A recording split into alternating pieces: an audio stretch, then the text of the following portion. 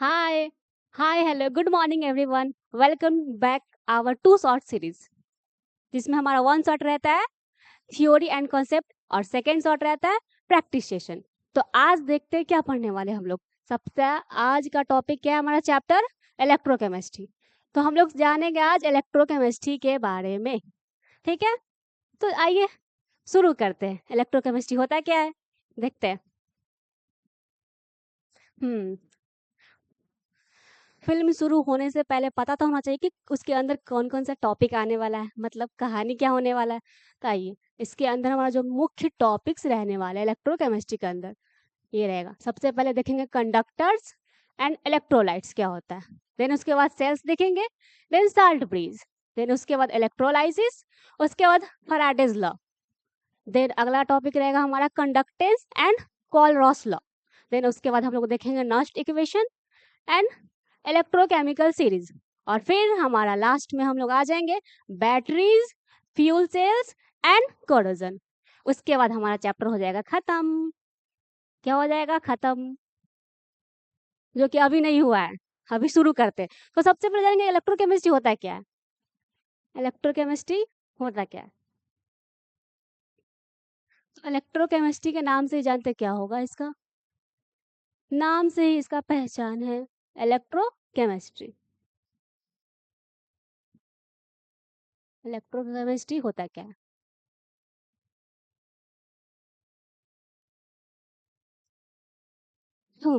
जिस तरह किसी मूवी के नाम से पता चलता है कि मूवी का कहानी क्या होने वाला है आसपास, वो ड्रामेटिक होगा, रोने धोने वाला होगा, एक्शन होगा, कॉमेडी होगा, रिलीजियस होगा। उसी तरह हमारा चैप्टर्स भी बहुत कुछ बताता है। कैसे? उसके नाम से ही। तो सबसे पहले इसके नाम के बारे में जानते हैं, जो बहुत कुछ कहना चाह रहा है हम लोग को। आइए जानते हैं।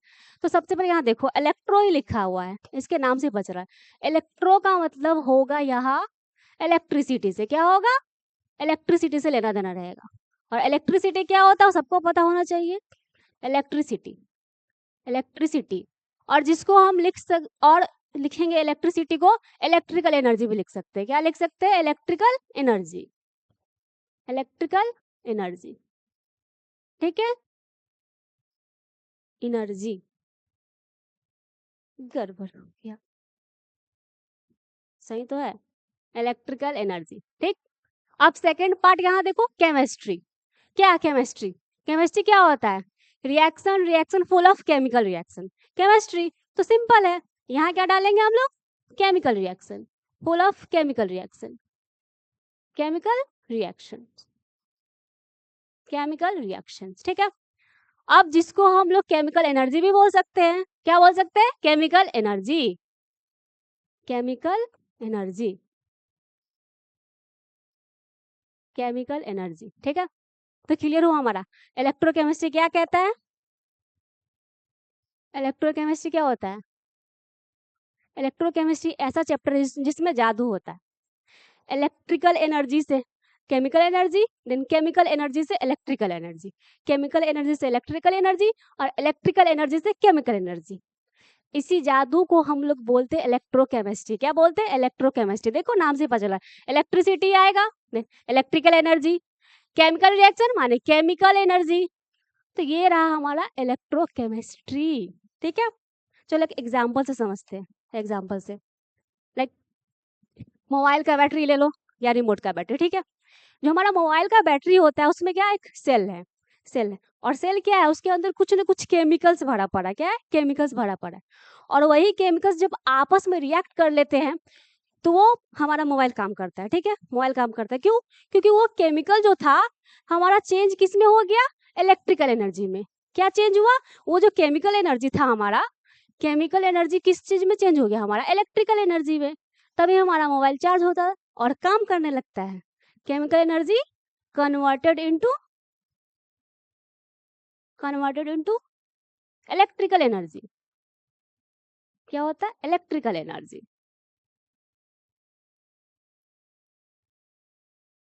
अब ठीक उसी तरह जब हम मोबाइल को चार्ज पर डालते हैं, मोबाइल को चार्ज पर डालते हैं तो क्या होता है? बैटरी को इलेक्ट्रिसिटी मिलता है। बैटरी को क्या मिलता है? इलेक्ट्रिसिटी। तो फिर वो जो मोबाइल चार्ज हो गया, फिर से वो चार्जिंग कहाँ जा रहा है? हमारे केमिकल्स के पास। तो ठीक उसी प्रकार ये क्या होगा हमारा, इलेक्ट्रिकल एनर्जी कन्वर्टेड इनटू, फिर से chemical energy, electrical energy converted into chemical energy, ठीक है। तो होता क्या है अब, electrochemistry it is the study of intermixing और रिलेशनशिप बिटवीन, क्या बोलेंगे, it is the study of और इंटरमिक्सिंग और relationship between the conversion of electrical energy into chemical energy and chemical energy into electrical energy, that's it. ये रहा हमारा electrochemistry का मतलब। तो अब जानते हैं अगला टॉपिक क्या है इसका, ठीक है, आगे बढ़ते हैं। यहाँ आया हमारा,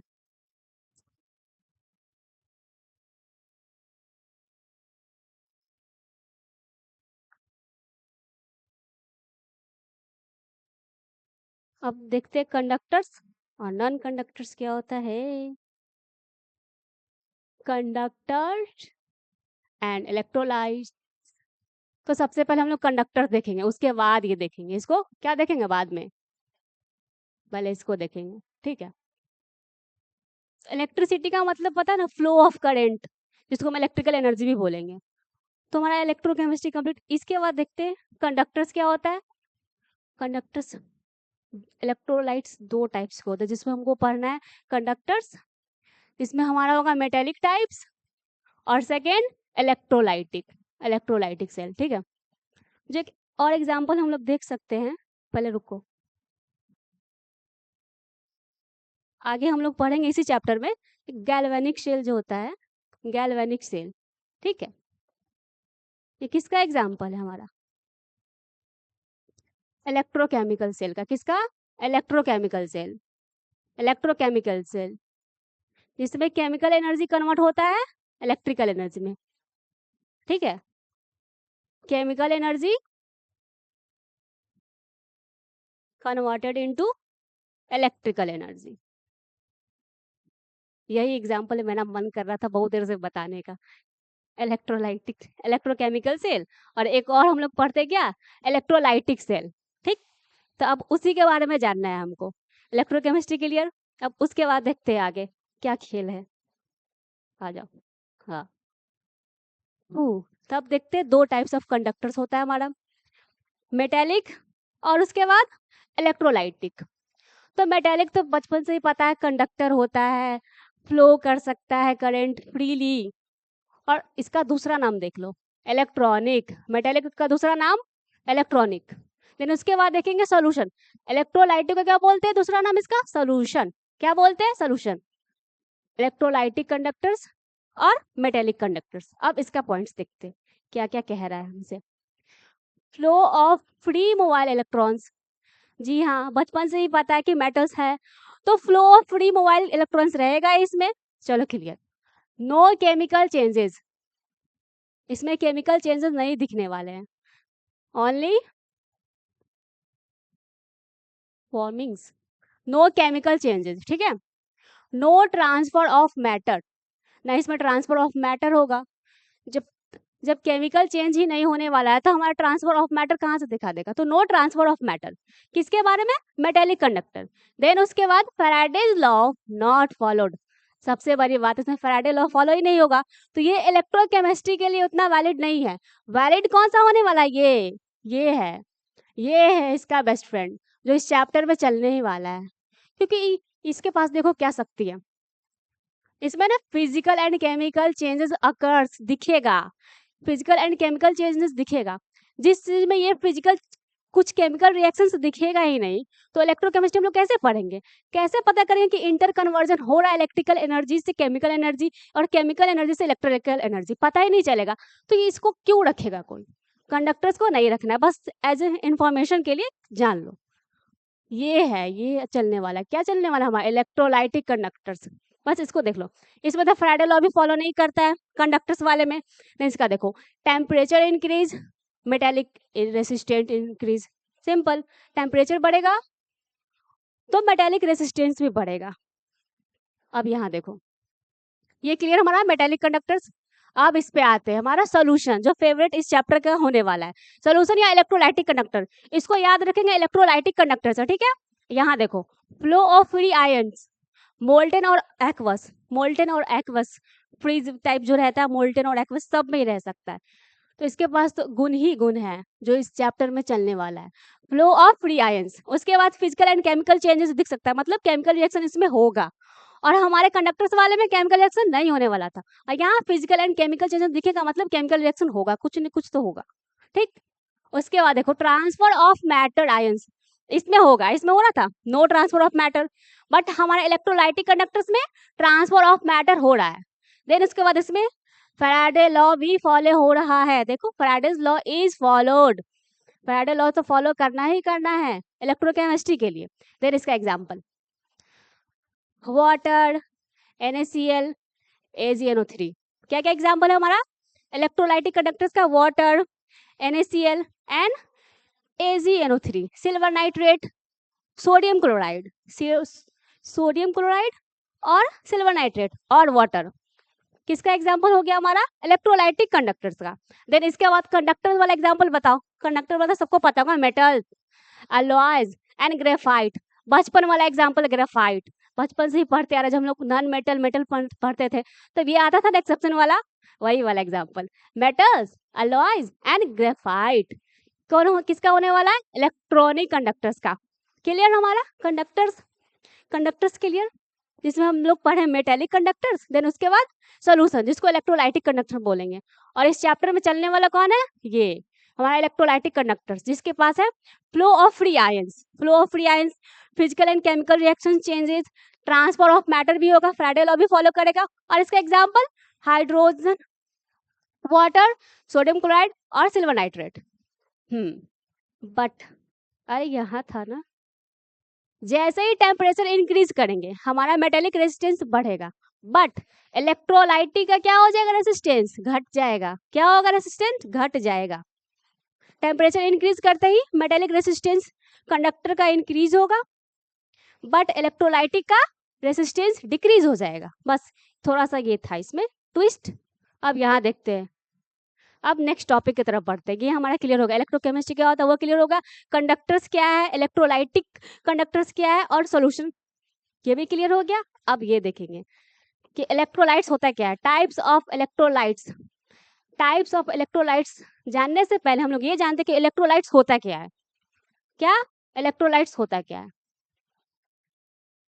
इसको बोलेंगे ब्रेक डाउन ऑफ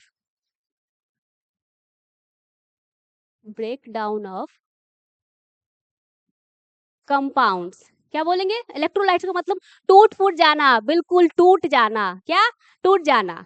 तो break down of compounds, break down of compounds into two or more simpler substance, two or more simpler substance। क्या बोलेंगे, वैसे तो ये बड़ा ही इजी बात है, तो पता होना चाहिए लोगों को। Simpler substance, substance. ये रहा हमारा टाइप्स ऑफ इलेक्ट्रोलाइट्स। जाने से पहले हम लोग को क्या हो जाना जरूरी है कि इलेक्ट्रोलाइट्स होता क्या है, मतलब कोई भी कंपाउंड एक्वस सॉल्यूशन में डालो तो वो टूट जाएगा, अपने आयंस में टूट जाएगा। यही कह रहा है break down compounds into two और मोर सिंपलर सब्सटेंस। टू, अब टूटने का मतलब क्या, अकेले तो टूटेगा, टूटेगा तो उसका दो पार्ट तो होना ही है, या दो हो या दो से ज्यादा हो, एक ही थोड़ी रह जाएगा टूटने का मतलब। तो वही कह रहा हमारा क्या होता है electrolytes, break down of compounds into two और मोर सिंपलर कंपाउंड्स। क्या होता है सिंपलर कंपाउंड्स। अब जानते हैं हम क्या होता है इलेक्ट्रोलाइट्स कितने टाइप्स के होते हैं, दो टाइप्स के, एक स्ट्रॉन्ग और एक वीक, एक स्ट्रॉन्ग और एक वीक। तो अब स्ट्रॉन्ग के बारे में जानते हैं। स्ट्रॉन्ग क्या हुआ हमारा, हाईली डिकम्पोजेबल, हाईली डिकम्पोजेबल। पहले ही बताते थे डिकम्पोजल का मतलब ही होता है break down of the compounds, decompose का मतलब break down of the compounds. यहाँ भी लिख लो break down, break down of compounds. ठीक है, तो ये स्ट्रॉन्ग है। क्या हमारा स्ट्रॉन्ग इलेक्ट्रोलाइट्स, हाईली डिकम्पोजेबल, मतलब ये अच्छे से टूट जाएगा, बिल्कुल अच्छे से, कोई नौटंकी कोई ड्रामा नहीं, बिल्कुल अच्छे से टूटेगा अपने आयंस में। देखो एग्जांपल मिनरल एसिड्स। अब यहाँ देखो decomposable to a small extent, मतलब बड़े कम अमाउंट में टूटेगा, रोते से सकते टूटेगा ये, इसीलिए ये वीक कहलाता है। इलेक्ट्रोलाइट्स कितने टाइप्स के? 2 टाइप्स का, एक हाईली डिकम्पोजेबल जो अच्छे से टूट जाए बिना कोई नखरा नौटंकी दिखा, अच्छे से टूट जाए, मिनरल एसिड बहुत सारे इसी का आने वाला, ठीक। अब वीक, वीक है कमजोर, रोते सुस्ताते धीरे धीरे एकदम छोटे मात्रा में टूटने वाला है, तो इसको क्या बोलेंगे हम? Weak electrolytes. देखो यहाँ H3PO4, NaOH, अमोनियम हाइड्रोक्साइड, हो, ये सब एग्जाम्पल है जो बहुत अच्छे से टूटता भी नहीं है, इसीलिए वीक इलेक्ट्रोलाइट्स है। अब बढ़ते आगे, आई होप समझ आ रहा आप लोग को। अगला क्या है? सेल्स। अब जानेंगे सेल्स एंड सॉल्ट ब्रिज। छोटा तो नहीं है।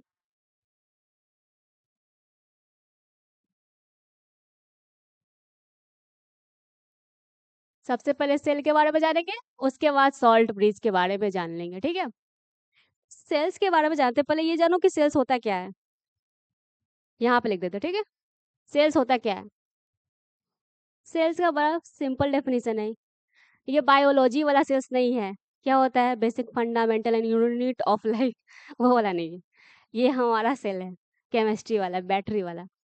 इसको क्या बोलेंगे? Combination of two electrolytes. क्या बोलेंगे सेल्स को? Combination of two electrolytes, combination of two electrolytes.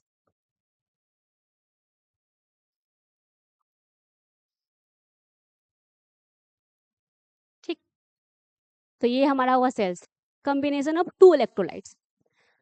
हु, सॉरी इलेक्ट्रोलाइट्स नहीं, इलेक्ट्रोड्स। क्या होगा? Electrodes, combination of two electrodes.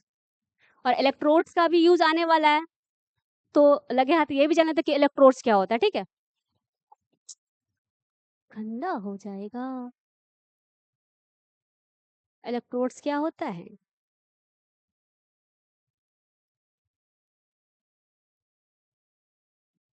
ये होता है एक मेटल। क्या होता है? मेटल, जो रखा जाता है उसी के सोल्यूशन और उसी के आयंस के बीच में। क्या? उसी के सोल्यूशन और उसी के आयंस के बीच में रखा जाता है, तो ये हमारा हो जाता है इलेक्ट्रोड्स। क्या होता है? Electrodes, metal placed between its solution, उसी के सॉल्यूशन में, एंड उसी के आयंस वाले में। क्या? तभी हम लोग गैल्वेनिक शेल में पढ़ते हैं, यहाँ चलो एग्जांपल भी दे रखा है, आयंस, दो सॉल्यूशन के बीच में मेटल प्लेट डाला गया है जिसको हम लोग क्या बोलते हैं? इलेक्ट्रोड्स। क्या बोलते हैं? इलेक्ट्रोड्स। यहाँ देखो, ये रहा हमारा एग्जांपल। ये जो है ना, ये मेटल का रॉड दिख रहा है, ये क्या है? हमारा इलेक्ट्रोड्स। और इसी दोनों को जोड़ने वाले को क्या बोलते हैं? सेल। इसी दोनों को two electrodes, combination of two electrodes, क्या बताया? सेल। और ये क्या है? मेटल का रॉड जो दिख रहा है, क्या है हमारा? इलेक्ट्रोड्स। क्या है? इलेक्ट्रोड्स। ये देखो, यहाँ देखो, जिंक सल्फेट का सॉल्यूशन दे रखा है, और इसी का आयन देखो, सब में जिंक जिंक जिंक +2 का आयन है, ठीक है। तो इस सॉल्यूशन में और इसी के आयंस के बीच में एक मेटल का प्लेट लगा हुआ है जिसको हम लोग बोलते हैं इलेक्ट्रोड, और combination of two electrode, cell. तो हमारा इलेक्ट्रोड क्लियर हो गया और सेल क्लियर हो गया। आप सेल के बारे में अच्छे से जानते हैं, ठीक है। हम्म तो कब से तो तुम लोग को बता ही रहे कि सेल कितना 2 टाइप्स का होता है। कौन कौन सा? इलेक्ट्रोलाइटिक सेल, देन उसके बाद इलेक्ट्रोकेमिकल सेल, ठीक है। दूसरा कलर लेते हैं। क्या होता है? इलेक्ट्रोलाइटिक सेल और सेकंड इलेक्ट्रोकेमिकल सेल, ठीक। देखो सबसे पहले ही बता देते, एग्जांपल क्या था? गैल्वेनिक सेल वाला। और गैल्वेनिक सेल में भी हम लोग को एक स्पेशल एग्जांपल पढ़ाया जाता है, डैनियल सेल वाला। तो ये हमारा इलेक्ट्रोकेमिकल सेल। इलेक्ट्रोलाइटिक सेल क्या होगा? Electrical energy converted into chemical energy. क्या? जो कि नॉन स्पॉन्टेनियस है, जिसको चलाना पड़ता है, अपने आप नहीं चलता है, ठीक है। उसको धक्का देना पड़ेगा, अपने आप नहीं चलेगा। तो ये हमारा इलेक्ट्रोलाइटिक सेल। कन्वर्टेड लिख देते हैं, तो क्लास के स्टार्ट होते ही बता दिए थे तो तुम लोग को क्या होता है। Electrical energy converted into chemical energy, इसको क्या बोलेंगे? इलेक्ट्रोलाइटिक सेल, जो ये चलने वाला है। जो कि होता है नॉन स्पॉन्टेनियस। ध्यान रहे, कोई बोल दे स्पॉन्टेनियस, बात नहीं मानना है उसका। इलेक्ट्रोलाइटिक सेल क्या होता है हमारा? Non spontaneous. अब आता है इलेक्ट्रोकेमिकल सेल में। क्या होगा? ये chemical energy converted into electrical energy, chemical energy converted into electrical energy, जो कि स्पॉन्टेनियस होता है। क्या होता है? स्पॉन्टेनियस। ये अपने आप अपना सारा काम कर लेता है, ये गुड बॉय है जो कि अपने आप सारा होमवर्क कर लेता है, इसको धक्का नहीं देना पड़ता कि जा बच्चे पढ़ाई कर। ये हमारा हुआ इलेक्ट्रोकेमिकल शेल। ठीक है, आगे बढ़ते हैं। तो क्या इलेक्ट्रोलाइटिक सेल के लिए electrical energy converted into chemical energy, और जो कि होता है non spontaneous. Then electrochemical cell chemical energy converted into electrical energy, जो कि होता है स्पॉन्टेनियस। क्लियर दोनों सेल हमारा, और इलेक्ट्रोड भी क्लियर। तो अब आगे बढ़ते हैं। आप जानते हैं सॉल्ट ब्रिज के बारे में। यहाँ आते हैं हम किसके तरफ? सॉल्ट ब्रिज की तरफ। पहले यहाँ देख लेते हैं, जो सुंदर सा डायग्राम डायग्राम बना हुआ है उसके बारे में तो थोड़ा सा जानकारी होना चाहिए। इतना सुंदर ड्राइंग है। चलो इसके बारे में देखते हैं। यहाँ एक सोल्यूशन दे रखा है, क्या दे? दो सोल्यूशन दे रखा है, ठीक। जिंक सल्फेट और कॉपर सल्फेट। कौन कौन सा? जिंक सल्फेट और कॉपर सल्फेट। इसमें लगा हुआ हमारा इलेक्ट्रोड, दोनों में इलेक्ट्रोड लगा रखा है, देख लो। क्या होता है? Metal plate, electrode metal plate, दो दो इलेक्ट्रोड लगा रखा है। इसमें कॉपर सल्फेट का सोल्यूशन देखो, इसमें मेटल में कौन सा हमारा? कॉपर आया। देन इसमें जिंक है, तो क्या जिंक का ही आया, जिंक जिंक आयन रहेगा। और इस पूरे बीकर में ना सिर्फ कॉपर कॉपर ही छाया रहेगा, कॉपर और वाटर, ठीक है। कॉपर का आयंस, कॉपर +2 आयंस, और इसमें zinc +2 ions ions ions ions ions, ठीक है। Copper +2 ions ions ions ions ions ions, ठीक। तो ये हमारा सुंदर सा डायग्राम हम लोग को ये बताना चाह रहा है कि इसमें देखो एक यू ट्यूब लाइक स्ट्रक्चर दिख रहा है, you tube like structure, you वाला, जिसको हम लोग बोलते हैं सॉल्ट ब्रिज। क्या बोलते हैं? Salt bridge. यहाँ से बैटरी भी कनेक्टेड है, जो इलेक्ट्रॉन्स का ट्रांसफर हो अच्छे से, ठीक है। यहाँ देखो बैटरी भी कनेक्टेड लगा हुआ है हमारा, इलेक्ट्रॉन्स का मूवमेंट अच्छे से हो। लेकिन लेकिन सबसे खास बात यहाँ आता है, एनोड हमारा होता है नेगेटिव साइड, ठीक, और cathode positive. Anode negative and cathode positive. और एनोड पे हमेशा होता है, पता है, ऑक्सीडेशन रिएक्शन। क्या होता है? ऑक्सीडेशन। सबसे पहले यही जानो कि बहुत स्पेशल बात है ये, ऑक्सीडेशन। और कैथोड पे, कैथोड पे क्या होगा? रिडक्शन। कैथोड पे होगा रिडक्शन, जो कि ये गैल्वेनिक सेल वाला है, इलेक्ट्रोलाइटिक सेल वाला नहीं है, ठीक ना। साफ साफ बोल रही है, गैल्वेनिक सेल वाला है। इलेक्ट्रोलाइटिक सेल आएगा तब हमारा एनोड पे हो जाएगा रिडक्शन, और कैथोड पे होगा ऑक्सीडेशन। ये इलेक्ट्रोलाइटिक सेल वाला दे रखा है ना। तब इसका हुलिया बदलेगा।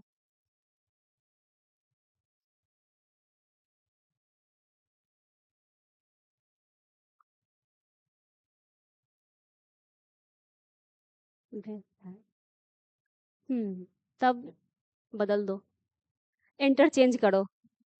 क्या करो? कहाँ गया मेरा पिंक कलर? हम्म तो एनोड में हमारा आ जाएगा क्या? रिडक्शन, क्योंकि ये इलेक्ट्रोलाइटिक सेल है। रिडक्शन, रुको बताते हैं, रिडक्शन। देन हमारा कैथोड पे क्या आएगा? ऑक्सीडेशन।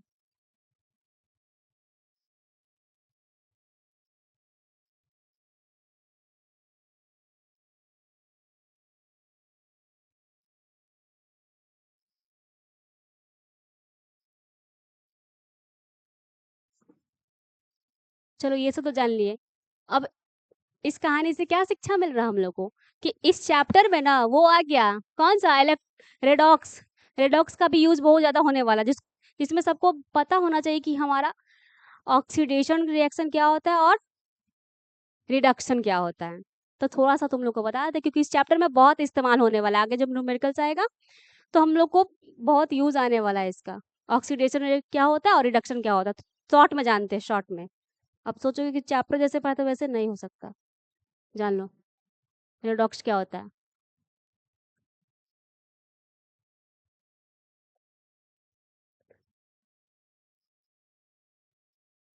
रेडॉक्स रिएक्शन क्या था हमारा? जब ऑक्सीडेशन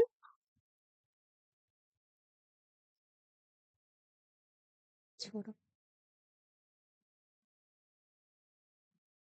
जब ऑक्सीडेशन और रिडक्शन हमारा साथ में चले, एक साथ चले, हाथ पकड़ कर चले, oxidation and reduction, oxidation and reduction एक साथ चले, तब उसको बोलते थे रिडॉक्स रिएक्शन।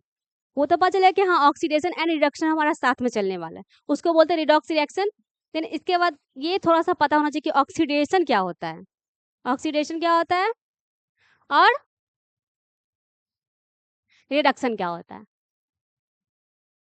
ऑक्सीडेशन क्या होता है, इसमें होगा टू लॉस द इलेक्ट्रॉन्स, क्या होता है इसमें, लूज कर जाता है इलेक्ट्रॉन्स। लेकिन इसका एक और हमारा डेफिनेशन क्या था, to gain the oxidation state, इसमें ऑक्सीडेशन स्टेट बढ़ा रहता है। और इसमें क्या था हमारा, to gain the electrons, reduction क्या करता है, इलेक्ट्रॉन्स को गेन करता है, टू गेन द इलेक्ट्रॉन्स, ठीक। और इसका दूसरा क्या होगा, उसी के तरह, to lose the oxidation state, lose बोला या लेस ऑक्सीडेशन स्टेट बोले, इसका ऑक्सीडेशन स्टेट वाला कम रहेगा। अगर दिख जाए दो कंपाउंड में किसी का ऑक्सीडेशन स्टेट ज्यादा दे रखा है, मतलब उसका चार्ज ऑक्सीडेशन स्टेट सिंपल में अभी समझो चार्ज, अगर किसी का चार्ज पॉजिटिव में ज्यादा लग रहा है तो हमारा ऑक्सीडेशन ऑक्सीडेशन कहलाएगा, ठीक। और कम दिखे तो उसको बोलेंगे रिडक्शन। ये पहचानने का तरीका जो कि इस चैप्टर के लिए बहुत इंपॉर्टेंट है, इस चैप्टर में इसका यूज है, ठीक। तो चलो शुरू करते हैं। हमारा जो था सॉल्ट ब्रिज, सेल कितने टाइप के, सेल क्या होता है, इलेक्ट्रोड क्या होता है, ये क्लियर हो गया। ये जो हमारा इलेक्ट्रोलाइटिक सेल का स्ट्रक्चर बना के दिया था खूबसूरत सा ड्राइंग, पॉजिटिव एनोड, यहाँ फिर से देखो इलेक्ट्रोड है, ये जिंक सल्फेट का सॉल्यूशन है जिसमें जिंक +2 का आयंस ही घूमेगा, फिर इलेक्ट्रॉन्स इधर से उधर कर सकता है, ट्रांसफर कर सकता है, मूव कर सकता है, लेकिन आपस में इंटरमिक्सिंग नहीं कर सकता है। ये सोल्यूशन का आपस में इंटरमिक्सिंग खुचुर पुचुर नहीं हो सकता है। क्यों नहीं हो सकता है, सॉल्ट ब्रिज की वजह से। किसके वजह से, सॉल्ट ब्रिज की वजह से। यहाँ देखो क्या कह रहा है हमारा सॉल्ट ब्रिज, सबसे पहले सॉल्ट ब्रिज पे नजर डालते हैं। सॉल्ट ब्रिज, नाम ही आ रहा है ब्रिज, रोकने वाला, दो चीजों को रोकने वाला। नाम से ही पता चल रहा है कि सॉल्ट ब्रिज का क्या काम होने वाला है हमारे इलेक्ट्रोलाइटिक सेल में या गैल्वेनिक सेल में भी। तो सॉल्ट ब्रिज तो आएगा ही, सॉल्ट ब्रिज दो चीजों को रोकने वाला, ठीक। तो यहाँ सबसे पहले ये देखते हैं, देखो क्या कह रहा है, सबसे VVI point, prevent intermixing and precipitation, ठीक है। इंटरमिक्सिंग से बचाता है। दो सोल्यूशन था ना हमारा, कॉपर सल्फेट और जिंक सल्फेट था, अगर दोनों में मिक्सिंग कर जाएगा तो अच्छे से रिएक्शन पता ही नहीं चल पाएगा। तो रोकने वाला कौन है, हमारा सॉल्ट ब्रिज, जो इसका एकदम खासम खास कैरेक्टर क्या है, प्रिवेंट इंटरमिक्सिंग एंड प्रेसिपिटेशन से भी बचाता है, सॉल्यूशन को प्रेसिपिटेट करने से भी बचाता है, ना सारा उड़ जाएगा, ठीक। अब ये भी देख लो, अगर अगर जेल प्लस इनर्ट इलेक्ट्रोलाइट्स, जो केसीएल और KNO3, ये एग्जाम्पल भी याद होना चाहिए, इंपॉर्टेंट है एग्जाम्पल, सॉल्ट ब्रिज वाला एग्जाम्पल भी इंपॉर्टेंट है। KCl और KNO3, कौन कौन सा आता है, KCl एंड KNO3।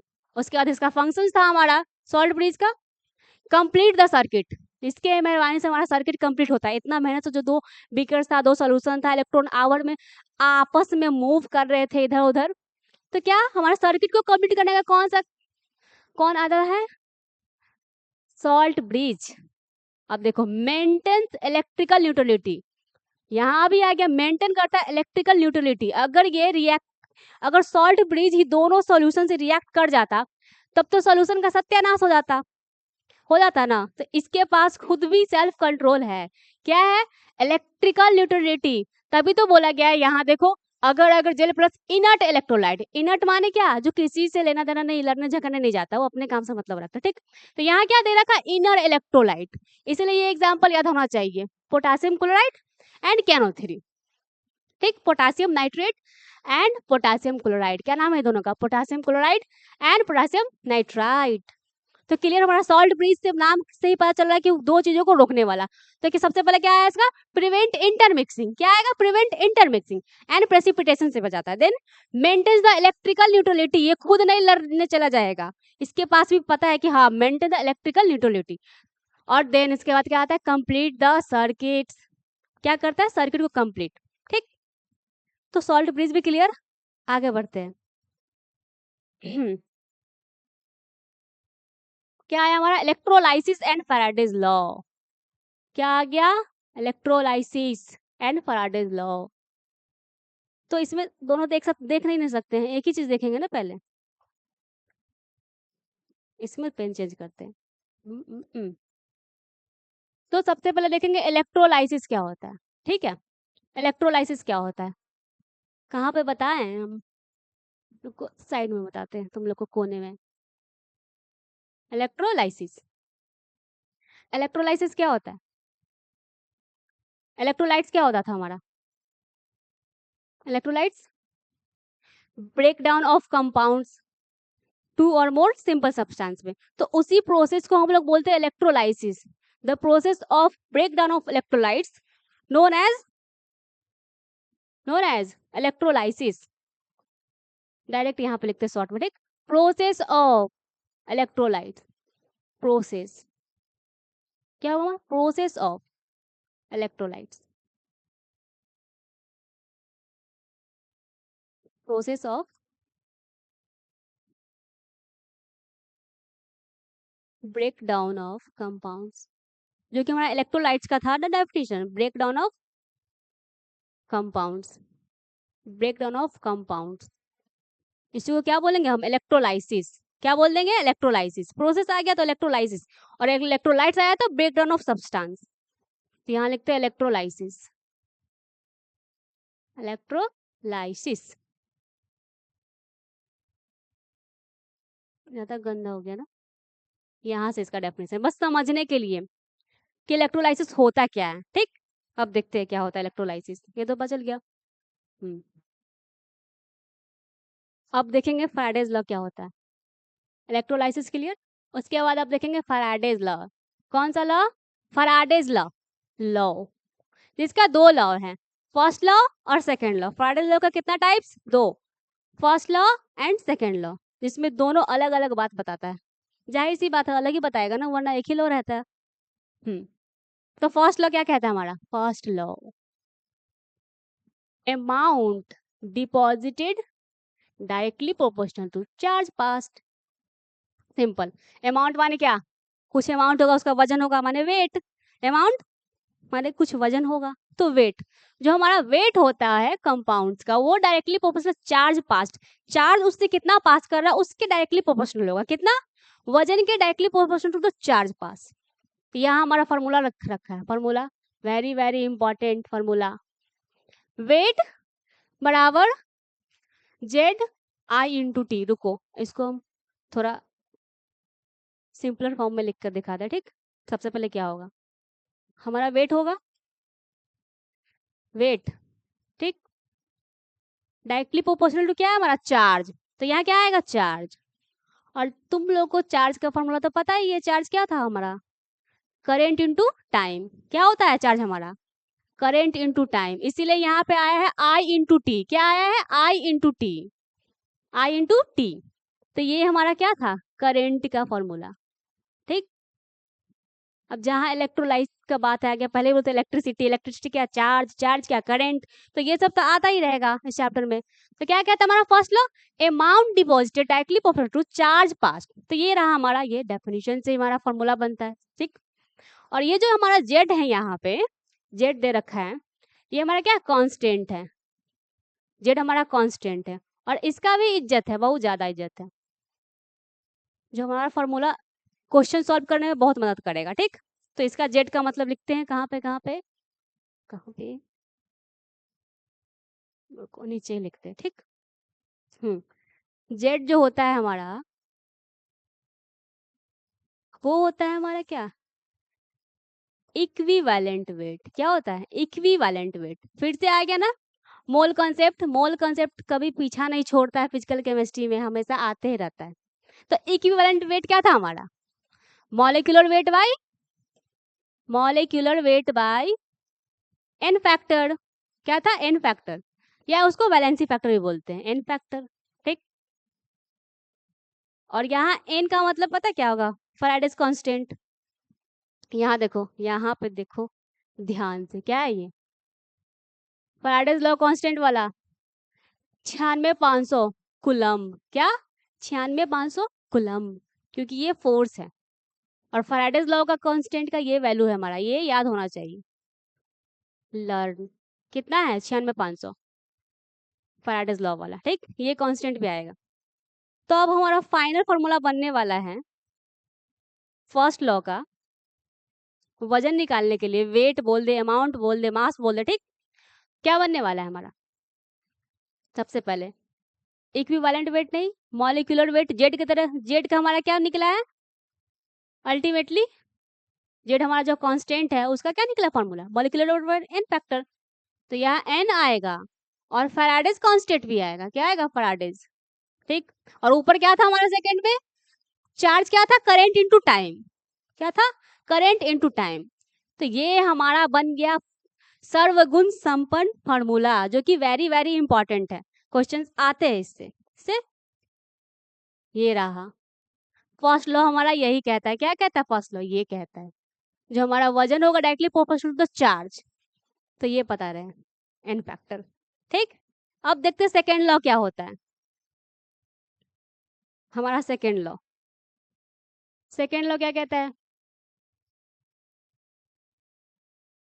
इसमें जो हमारा वजन होगा वो किसके डायरेक्टली प्रोपोर्शनल होगा? डायरेक्ट बराबर किसके होगा?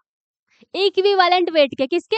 इक्विवेलेंट वेट के। ये E1 E2 कुछ और नहीं, क्या? इक्विवेलेंट वेट है, जो भी हम लोग पढ़े फर्स्ट लॉ में। क्या होता है? लेकिन इसका एक कंडीशन है। क्या कंडीशन है? सेकेंड लॉ हमारा ये कहता है, सेकेंड लॉ इसमें ना चार्ज जो होगा ना, चार्ज वो सेम होना चाहिए, तभी हमारा वेट 1 बाय वेट 2 बराबर इक्विवेलेंट 1 बाय इक्विवेलेंट 2 होगा। इसमें कंडीशन क्या है? सेकेंड लॉ में हमारा चार्ज सेम होना चाहिए। क्या होना चाहिए? सेम, चार्ज सेम होना चाहिए। तो यहाँ पे ये नहीं भूलेंगे, भूल कर भी नहीं भूलना है। क्या होगा? चार्ज सेम, तभी हमारा हो जाएगा जो हमारा वेट किसके डायरेक्टली प्रोपोर्शनल जाएगा? इसके। यहाँ देखो, यहाँ देखना, weight directly proportional to equivalent weight. क्या होगा? Equivalent weight. ठीक है, इसको कर देते डब्बे में बंद। जो यहाँ लिखा है ये ऊपर यही है, ये वाला वही है, लेकिन ये अलग अच्छे से लिख दिया गया है ये समझाने के लिए कि हमारा सेकेंड लॉ क्या कहता है, जो हमारा वेट है वो किसके डायरेक्टली प्रोपोर्शनल होगा? इक्विवेलेंट वेट के। और इक्विवेलेंट वेट ये दोनों आपस में बराबर तभी होगा जब हमारा चार्ज सेम होगा। क्या होगा? Charge same. क्या है इसका? इसका भी कंडीशन है भाई, ऐसे ही थोड़ी हो जाएगा। क्या होगा? कंडीशन। तो ये अब फिर एक डेरिवेशन आया, equivalent weight into F into Z. ये इजी है। क्या होगा? सिंपल, इक्विवेलेंट बराबर ये एफ क्या है हमारा? Faraday's constant. क्या है? Faraday's constant 96,500 coulomb. क्या आएगा यहाँ पे? और जेड क्या था हमारा? फैराडेज फर्स्ट लॉ वाला कांस्टेंट, जिसका मॉलिक्यूलर फॉर्मूला था इक्विवेलेंट वेट के बराबर। क्या था? इक्विवेलेंट वेट के बराबर। तो ये इजी है, बहुत इजी है। अब क्या है? Electrolysis of aqueous NaCl। अब यहाँ आओ। अब इलेक्ट्रोलाइट्स क्या होता है, इलेक्ट्रोलाइसिस क्या होता है, process of breakdown of compounds. अब आ गया एक एग्जांपल ही देखना जरूरी है ना, कि कैसे तोड़ फोड़ करता है ये कंपाउंड्स आपस में, कितना आयंस बनता है, कौन कैथोड होगा, कौन एनोड होगा। तो इलेक्ट्रोलाइसिस ऑफ एक्वस NaCl। क्या एक्वस का मतलब क्या होता है? उसके पास वाटर होगा। क्या? वाटर मॉलिक्यूल्स होंगे, तो एक्वस NaCl सोडियम क्लोराइड। अब इसको तोड़ फोड़ करना है। यहाँ देखो, जैसे ही किसी कंपाउंड को पानी में डालो वो टूट जाएगा। ठीक, अपने आयंस में यहाँ देखो Na+ एंड Cl-। क्या बना? Na+ and Cl-। अब वाटर को देखते हैं, वाटर को देखो H+ एंड OH-। क्या बना हमारा? ये टूट गया आयंस में, 2 कंपाउंड। ठीक, अब यहाँ देखो कैथोड पे क्या होगा? कैथोड पे हमारा क्या रिडक्शन बनता है? क्या बनता है? Reduction. Cathode sodium plus hydrogen plus. ठीक, पहली बात, जब भी प्लस वाला दिखेगा तो प्लस क्या बनेगा हमारा कैथोड, और कैथोड क्या बनने वाला प्लस पे कैथोड। यहाँ देखो सब दोनों दोनों प्लस प्लस वाला आया, दोनों दोनों, चाहे इसका हो चाहे इसका हो, ये दोनों प्लस वाले को उठा लो, प्लस वाले को उठा लो, कहाँ जाएगा, कैथोड वाले के पास जाएगा। और जब निगेटिव आए तो निगेटिव चार्ज वाले क्या आएगा, वो एनोड पे जाएगा। और एनोड हमारा क्या देता है, ऑक्सीडेशन। एनोड क्या देता है, ऑक्सीडेशन। और कैथोड क्या देता है, रिडक्शन। इसमें एनोड क्या देने वाला है हमारा, oxidation. Always anode gives the oxidation. Then यहाँ देखो कैथोड रिडक्शन देगा, और रिडक्शन ऑक्सीडेशन क्या, वो तो क्लियर हो ही गया है, रिडक्शन देगा। ठीक, कैथोड रिडक्शन देगा और एनोड ऑक्सीडेशन देगा। और प्लस साइन देखते ही समझ जाना कि हाँ पहले तो कैथोड वाले पे जाना है, उसके बाद आए कि सोचेंगे कि कैथोड आ गया था क्या होगा, रिडक्शन, फिर एनोड आ गया तो हमारा क्या होगा, ऑक्सीडेशन। तो ये रहा प्लस प्लस वाला, देखो इधर एक साइड कर लिए। क्या हाइड्रोजन का हायर रिडक्शन पोटेंशियल होगा, पता है क्यों, कैसे, एक हमारा होता है discharge theory, preferential discharge theory, उसके अकॉर्डिंग से इस दोनों में दोनों तो प्लस प्लस आ गया। अगर एक प्लस रहता तो सिंपल बोलते हैं हाँ कैथोड पे जाएगा, लेकिन दो सेम सेम आ जाएगा, आपस में भिड़ जाएगा, तब तो जिसके पास ज्यादा एबिलिटी होगा वही जाएगा ना फर्स्ट में। तो ये रहा हाइड्रोजन का पास होता है according to preferential discharge theory.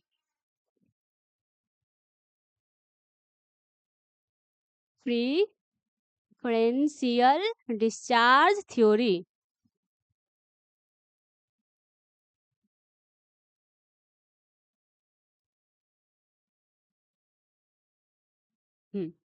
ये रहा, तो हायर रिडक्शन पोटेंशियल कौन होगा हमारा, हाइड्रोजन। ठीक, अब इसको देख लो, 2H+, जब ये रिडक्शन है ना, हमारा रिडक्शन क्या करता है, इलेक्ट्रॉन्स को गेन। तो यहाँ देखो 2H+2 electron equal to 2H2, 2 hydrogen plus, यहाँ पे 2 लगा तो 2 इलेक्ट्रॉन्स उसको मिला, फिर ये बन गया हमारा H2। ठीक, अब एनोड के तरफ आते हैं, एनोड हो या कैथोड हो, दोनों में लगता है ये जो हमारा प्रिफरेंशियल डिस्चार्ज थ्योरी है ना, दोनों में आता है, किसमें, दोनों में आता है। ये क्या हो गया, अब यहाँ देखो एनोड का, एनोड का थोड़ा काम देखे जरा क्या चल रहा है। एनोड क्या बताया था, निगेटिव वाला आएगा तो सीधा एनोड पे लाओ, और एनोड रहेगा तो ऑक्सीडेशन होना ही होना है। तो एनोड पाथ यहाँ देखो, क्लोरीन को ले लिए, फिर OH को ले लिए, किस किस को लिए, क्लोरीन और OH को।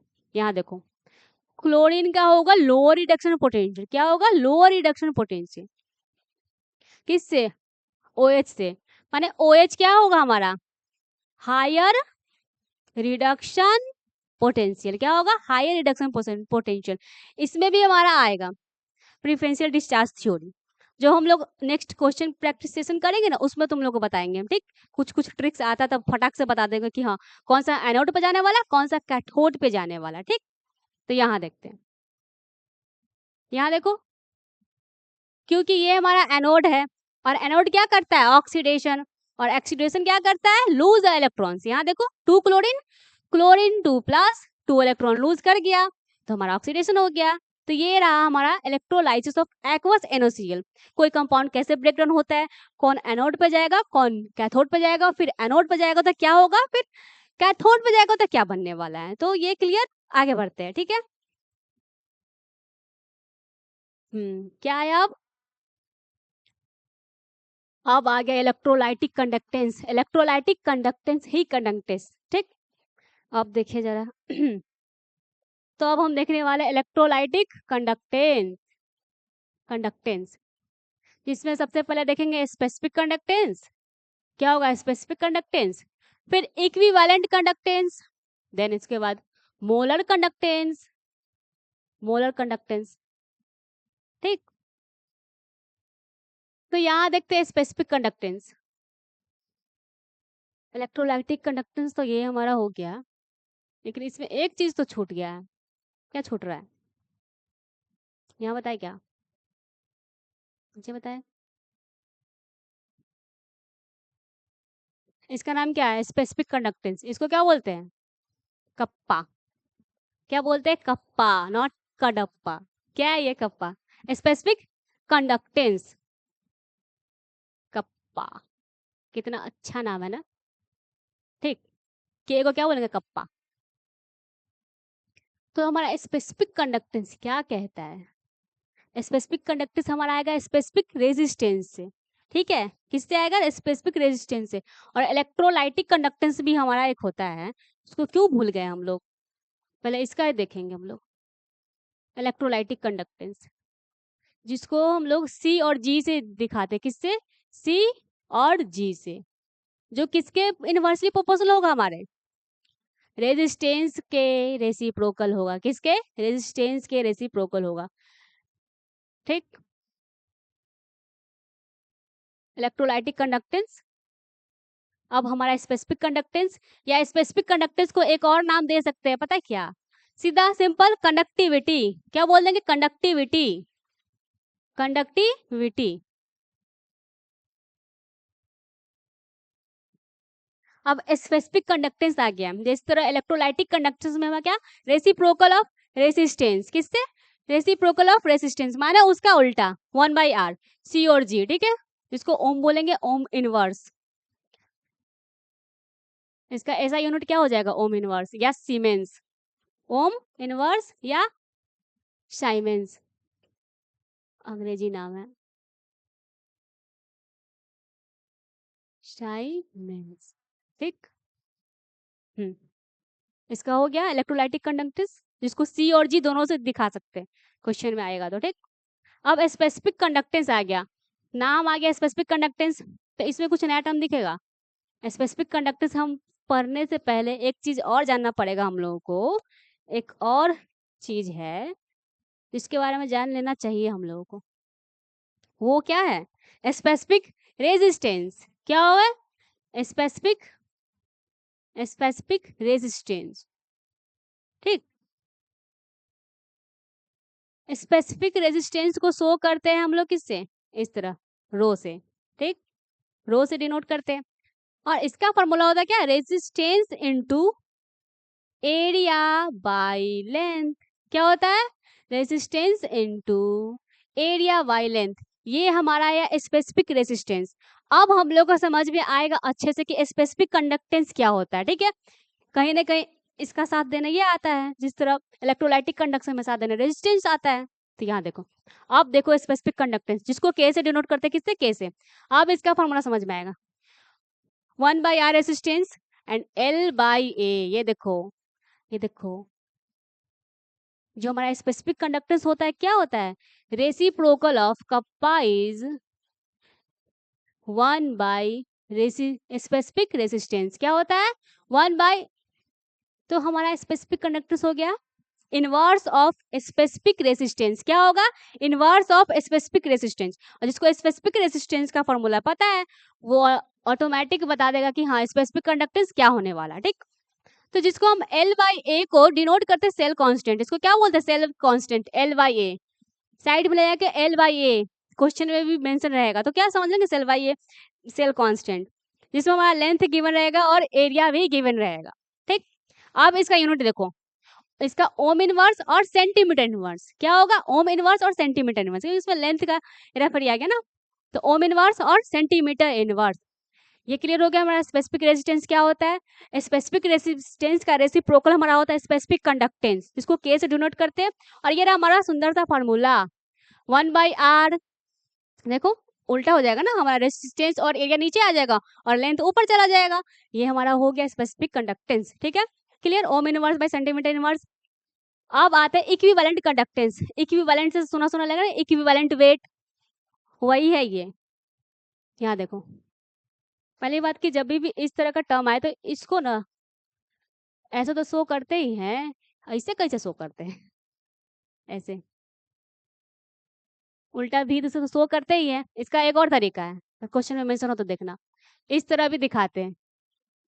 किस तरह, इस तरह, लैम्डा इक्विवेलेंट। ठीक, इसका दो शक्ल हो सकता है। तो आप जानते हैं इक्विवेलेंट कंडक्टेंस, इक्विवेलेंट कंडक्टेंस नाम से ही देखो इक्विवेलेंट है, तो इक्विवेलेंट से लेना देना होगा ही। तो conductance of 1 gram equivalent, simple, conductance of 1 gram equivalent, तो हो गया हमारा इक्विवेलेंट कंडक्टेंस। जिसमें इसका फॉर्मूला देख लो, kappa into 1000 by normality, equivalent weight कब है, नॉर्मालिटी तो आएगा ही इसमें, क्या आएगा ये, तो हमारा क्या होगा ये इक्विवेलेंट कंडक्टेंस क्या होगा, कप्पा इंटू 1000 में बाय नॉर्मालिटी बटे में नॉर्मालिटी। नॉर्मालिटी तो तुम लोग को पता होना ही चाहिए, पता ही है, पिछले ही क्लास में बताए थे। अब देखो यहाँ मोलर कंडक्टेंस आते हैं। मोलर कंडक्टेंस क्या कर रहा है, इसमें मोलर आया तो मोलर आएगा, देखो नीचे इसके नाम में मोलर आएगा। देन इसको इस तरह भी लिख सकते हैं जिस तरह इक्विवेलेंट को लिखे थे। क्या होगा, कंडक्टेंस ऑफ 1 मोल, कंडक्टेंस के पास 1 मोल होगा, जिस तरह इसमें 1 ग्राम था, 1 ग्राम इक्विवेलेंट, तो वो हमारा हो गया इक्विवेलेंट कंडक्टेंस। और एंड इसके बाद 1 मोल आ गया कंडक्टेंस, तो हमारा होगा मोलर कंडक्टेंस। इसका फॉर्मूला सेम है, कप्पा सब में आने वाला है, देखो कप्पा इंटू 1000 बाय मोलारिटी, क्या मोलारिटी, मोलारिटी, ठीक है, मोलारिटी। और इक्विवेलेंट का एक और फॉर्मूला हो सकता है हमारा, ठीक, क्या हो सकता है, molarity by normality, sorry normality, हाँ, या एन फैक्टर, ठीक। तो ये हमारा रहा कंडक्टेंस। इलेक्ट्रोलाइटिक कंडक्टेंस क्या होता है, जो सी और जी से सोल्व करते हैं, जो रेसिप्रोकल होता है रेसिस्टेंट के। फिर स्पेसिफिक कंडक्टेंस क्या होता है, जो रेसिप्रोकल होता है हमारा स्पेसिफिक रेसिस्टेंस का। देन इसका यूनिट होता है ohm inverse by centimetre inverse.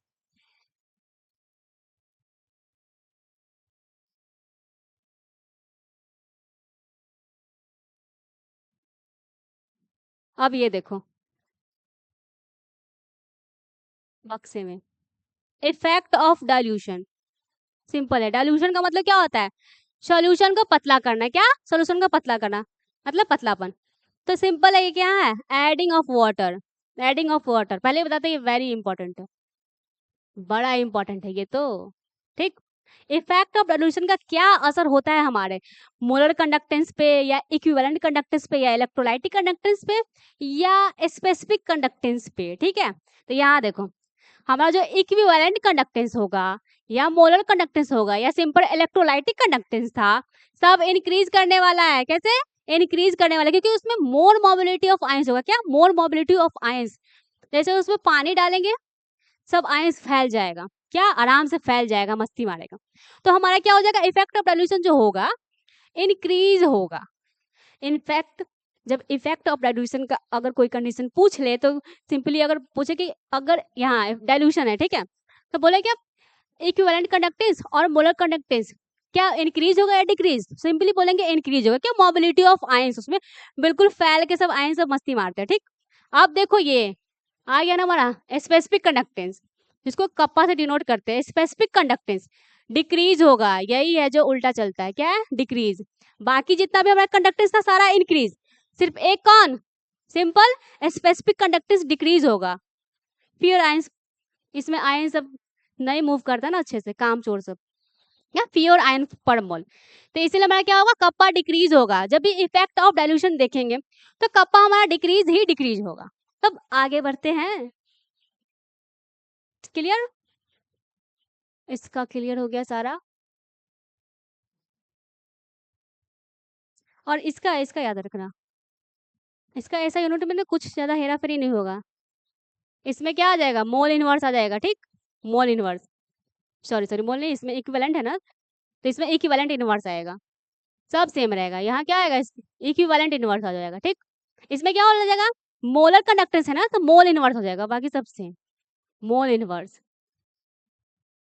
अगर किसी क्वेश्चन में ऐसे दिया रखा तो समझ आना कि इन्हें इक्विवेलेंट कंडक्टेंस दे रखा है और मोल इनवर्स दे रखा है, तो क्या समझेंगे कि मोलर कंडक्टेंस दे रखा है। और बाकी तो ये तो हमारा स्पेसिफिक रेजिस्टेंस, स्पेसिफिक कंडक्टेंस पता ही है, ठीक। अब आगे बढ़ते हैं। अब आया कॉल रॉस लॉ, कैसा नाम है बंगाली नाम, कॉल रॉस लॉ, अच्छा नाम है कॉल रॉस लॉ। चलो अब आगे देखते हैं क्या पढ़ने वाले हैं, लिखा हुआ तो है, क्या है कॉल रॉस लॉ। किसको बोलेंगे, इनफाइनाइट डाइल्यूशन, क्या बोलते हैं इसको, इनफाइनाइट डाइल्यूशन। डाइल्यूशन करते जाओ करते जाओ करते जाओ करते ही जाओ, इसलिए यहाँ दिखा रखा है इनफाइनाइट डाइल्यूशन। और जो कि ये ना वैलिड होता है किसके लिए, ये होगा हमारा स्ट्रॉन्ग इलेक्ट्रोलाइट्स के लिए। इतना शक्ति तो स्ट्रॉन्ग वाले को पास ही होगा ना, यहाँ लिखते हैं स्ट्रॉन्ग इलेक्ट्रोलाइट्स, क्या होगा स्ट्रॉन्ग इलेक्ट्रोलाइट्स यहाँ आएंगे कॉल रॉस लॉ में। Strong electrolytes. और इसको बताने से पहले एक और चीज हम यहाँ पर लिखना चाहेंगे, यहाँ ध्यान देना। इंडिपेंडेंट, क्या लिखेंगे? इंडिपेंडेंट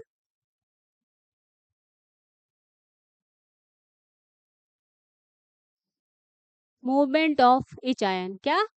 या माइग्रेशन लिख दो, माइग्रेशन लिख देते हैं क्या? Independent migration of each ion, each ions,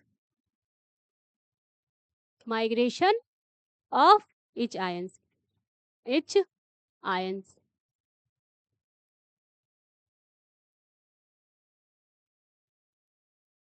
यहाँ ध्यान देना सब कोई, ये इंपॉर्टेंट पॉइंट है, डायरेक्ट लाइन उठकर आ जाता है क्वेश्चन बनकर कि इंडिपेंडेंट माइग्रेशन या independent freely independent movement of ions, जिसको अपने अगल बगल के आयन से कोई मतलब नहीं, सब अपना अपना काम कर रहा है, क्या?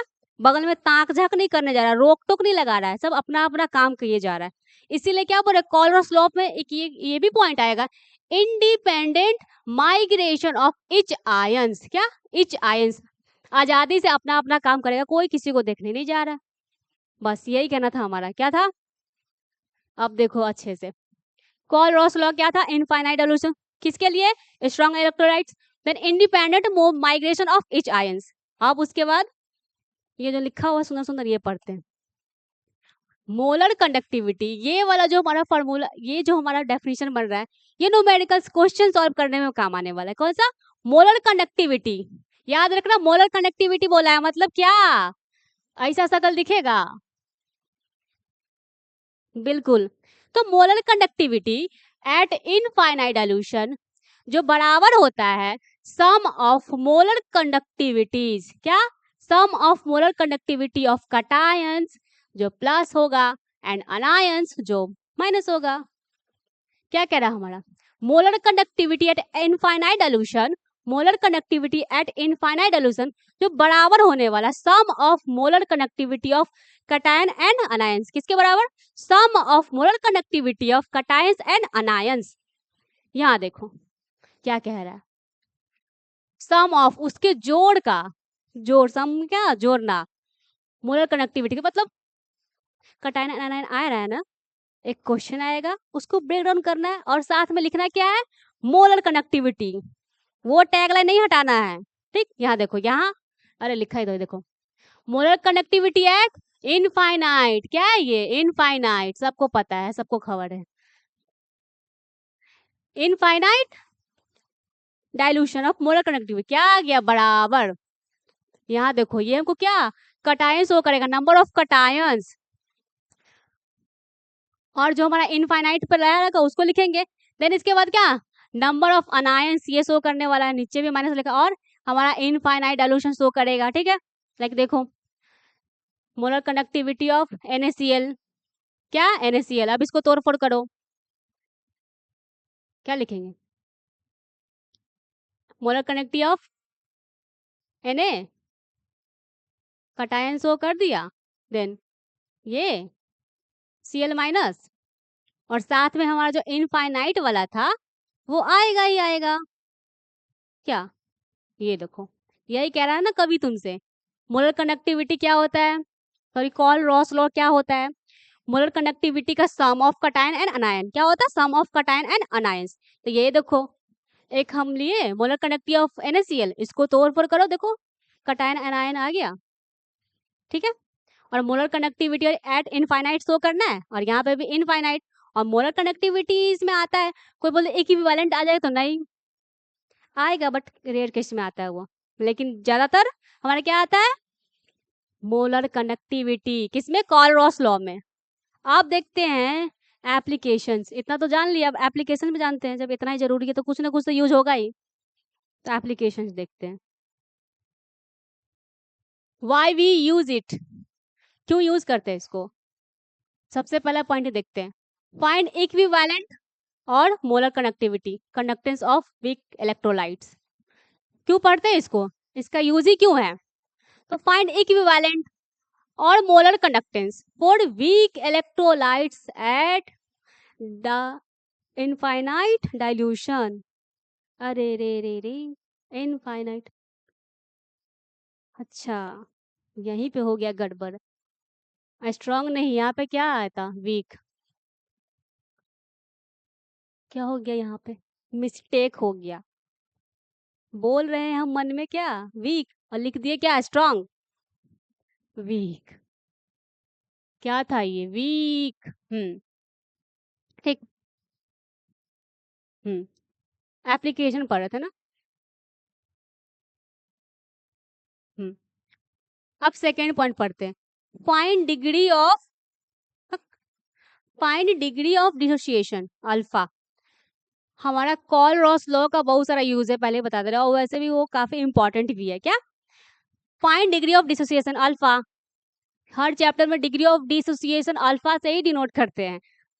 देखो यहाँ क्या आया, अल्फा, और ये अलग है। अल्फा है ये ना, molar conductivity eight finite solution and molar conductivity at infinite solution. यहाँ आएगा फाइनाइट, या नॉर्मल जो कंसंट्रेशन टर्म पे होगा, concentration term, normal concentration term वाला, ठीक। और ये क्या है, infinite solution of molar conductivity. हम पहले ही बोले थे कि इसमें इक्विवेलेंट वेट आ सकता है लेकिन रेयर। ज्यादा बोल वाला है किसका है, कॉलर्स लॉ में, मोलर कंडक्टेंस का, किसका, मोलर कंडक्टिविटी का। इसलिए देखो इसके एप्लीकेशन से बड़ा फायदा होने वाला है, और क्वेश्चन भी बहुत सारे आते हैं। फाइंड इक्विवेलेंट और मॉलिक्यूलर कंडक्टेंस, क्या, फाइंड इक्विवेलेंट का भी निकाल सकते हैं और मोलर कंडक्टेंस का तो निकालते ही निकालते हैं। For weak electrolytes at infinite dilution, किस पे, इनफाइनाइट डाइल्यूशन। अब हमसे पूछ लेगा डिग्री ऑफ डिसोसिएशन, तो molar conductance of at finite solution and बटे में molar conductance at infinite solution. Clear. अब नेक्स्ट देखते हैं क्या बोल रहा है, फाइंड डिसोसिएशन कांस्टेंट। अरे वाह, इससे कॉल रॉस लॉ का देख रहे हो कितना फायदा है। डिग्री ऑफ डिसोसिएशन तो निकाल ही रहे हैं, देन उसके बाद क्या पता चलता है हमको, डिसोसिएशन कांस्टेंट भी पता कर सकते हैं, जिसको डिनोट करते हैं के से, किससे, के से। फाइंड डिसोसिएशन कांस्टेंट, जो हमारा क्या होना, c alpha square by 1 minus alpha, क्या निकलेगा, c alpha square by 1 minus alpha, c alpha square बटे में 1 बाई अल्फा। ठीक है, क्लियर। तो कॉल रॉस लॉ का एप्लीकेशन हमारा ये रहा है कि डिसोसिएशन कांस्टेंट में निकाल सकता है। लास्ट वाला देखो, evaluate solubility of Sprüngli soluble salts and ionic products of water. अरे वाह, ये लाइन तो इक्विलिब्रियम से आ गया है, इसमें भी इसका रूल है। देखो, evaluate solubility of Sprüngli soluble salts and ionic products of water. Call Ross law का यहाँ तक जान पहचान है, देखो कहाँ से कहाँ आ गए हम, इक्विलिब्रियम में पहुंच गया है। जब हम लोग पढ़ते हैं ना स्प्रिंगली सॉल्युबल मतलब थोड़ा पार्शियली सॉल्युबल हो, स्प्रिंगली मतलब क्या, पार्शियली सॉल्युबल होता है सॉल्ट हमारा। आयनिक प्रोडक्ट, केएसपी, ये सब था ना, आयनिक प्रोडक्ट ऑफ वाटर, तो इसमें भी आया। तो मोरल ऑफ द स्टोरी क्या है हमारा, कॉल रॉस लॉ का एप्लीकेशन जो इंपॉर्टेंट है, क्वेश्चन भी आता है। फिर से एक बार रिकॉल करते हैं, क्या कहता है हमारा, इक्विवेलेंट वेट निकाल सकते हैं, then molar conductance for weak electrolyte at infinite solution, then degree of dissociation भी निकालने में मदद करता है। उसके बाद फाइंड डिसोसिएशन कांस्टेंट, एंड उसके बाद क्या है, evaluate solubility of Sprüngli soluble salts and ionic products of water, जो हमारा ये इक्विलिब्रियम चैप्टर का पार्ट है। तो clear, call Ross law clear. आगे बढ़े, बिल्कुल बढ़ते हैं। अब क्या आया, इलेक्ट्रोड्स, जो हम बता चुके हैं। नहीं, इलेक्ट्रोड्स तो बता ही चुके ना तुम लोग को, मेटल प्लेट अपने ही सोल्यूशन और उसके आयंस में। ये क्या है, इलेक्ट्रोड पोटेंशियल आया, क्या आया, इलेक्ट्रोड पोटेंशियल। इसमें दो दो चीज लिखा हुआ था, सबसे पहले क्या जानेंगे, इलेक्ट्रोड पोटेंशियल क्या होता है, क्या, और उसके बाद जानेंगे SHE, स्टैंडर्ड हाइड्रोजन का इलेक्ट्रोड, ये बाद में जानेंगे, ठीक। तो सबसे पहले जानते हैं इलेक्ट्रोड पोटेंशियल क्या होता है, इलेक्ट्रोड पोटेंशियल क्या होता है, ठीक।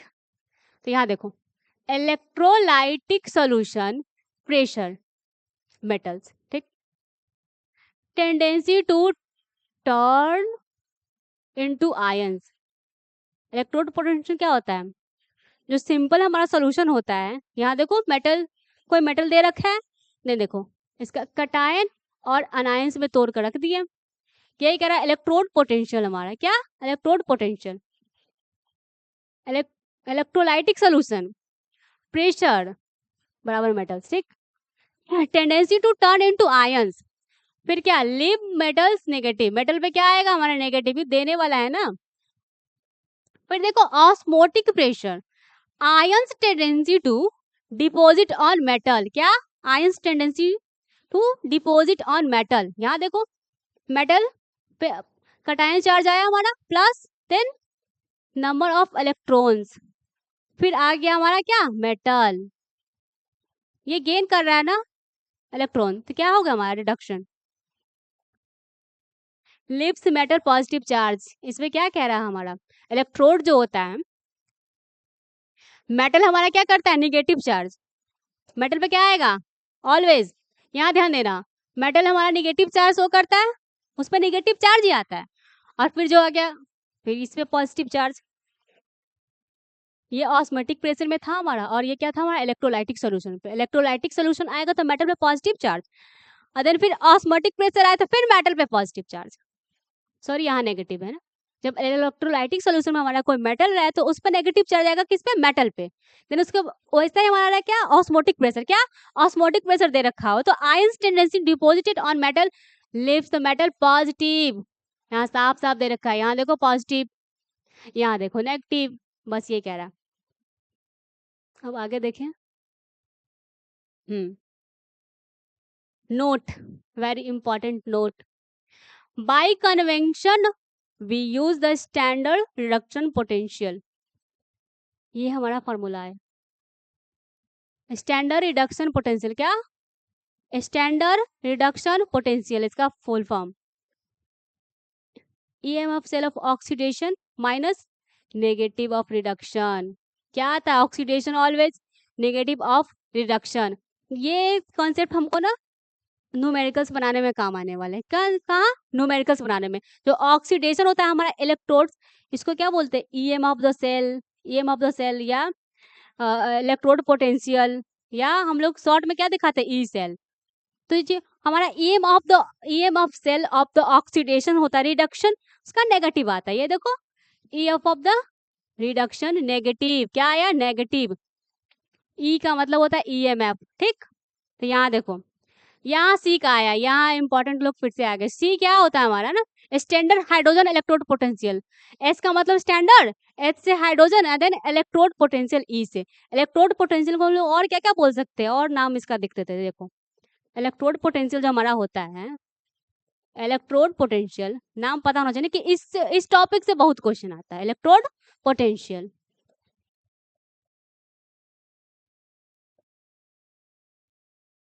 इसका दूसरा नाम ईएमएफ तो सेल, ईएमएफ, ठीक, और कभी कभी ऐसा भी लिखा हुआ दिखा है, कभी कभी क्या हमेशा ऐसा ही रहता है, शॉर्ट वाला सब यूज करता है ना, शॉर्टकट का जमाना है, इन और सेल, चाहे ये गिवन रहे चाहे ये, पहचान लेना कि क्या पूछना चाह रहा है क्वेश्चन में, ठीक, इलेक्ट्रोड पोटेंशियल या ईएमएफ और ई सेल, तो हम लोग हमेशा यही यूज करते हैं शॉर्टकट वाला। तब क्या आप देख रहे थे, यहाँ यहाँ देखो क्या ऐसा चीज standard hydrogen electrode potential is exactly zero, क्या जीरो पीएच, यहाँ इसका देखो रिएक्शन में दे रखा है hydrogen equilibrium 2 hydrogen plus 2 electron, क्या 2 हाइड्रोजन प्लस 2 इलेक्ट्रॉन्स, इसमें सिंपल ये कहना है कि SHE जो होता है हमारा हाइड्रोजन का इलेक्ट्रोड पोटेंशियल होता है वो जीरो होता है, क्या होता है जीरो होता है, ये न्यूमेरिकल में भी बहुत काम आएगा, जैसे SHE दिख जाए हाइड्रोजन का दिख जाए कि इलेक्ट्रोड पोटेंशियल दे रखा है, नहीं देता है तो अपने कॉमन सेंस से क्या उसमें जीरो डाल ही देंगे, बस यहाँ हमारा ये कहना था, कवि क्या कहना चाह रहे हैं तुमसे, कवि ये कहना चाह रहे हैं कि SHE में हाइड्रोजन का क्या हमारा इलेक्ट्रोड पोटेंशियल क्या आएगा जीरो, बस ये कहना था, ठीक, इस डब्बे में, इस डब्बे का कहना यही था। अब यहाँ देखिए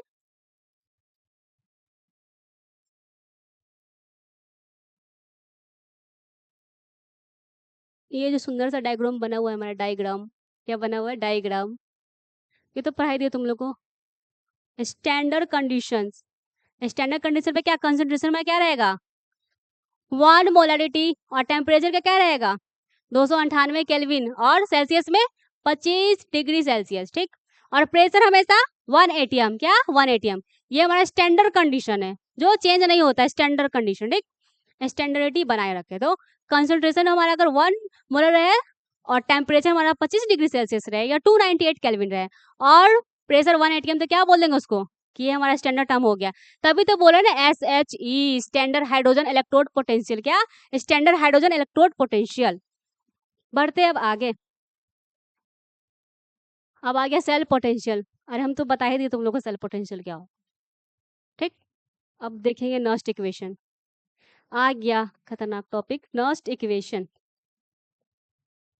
नर्स्ट इक्वेशन, सबसे पहले इसका फॉर्मूला तो देख लो, स्टैंडर्ड ईएमएफ वाला। ईएमएफ या ई सेल या इलेक्ट्रोड पोटेंशियल या सेल पोटेंशियल का हो, ठीक।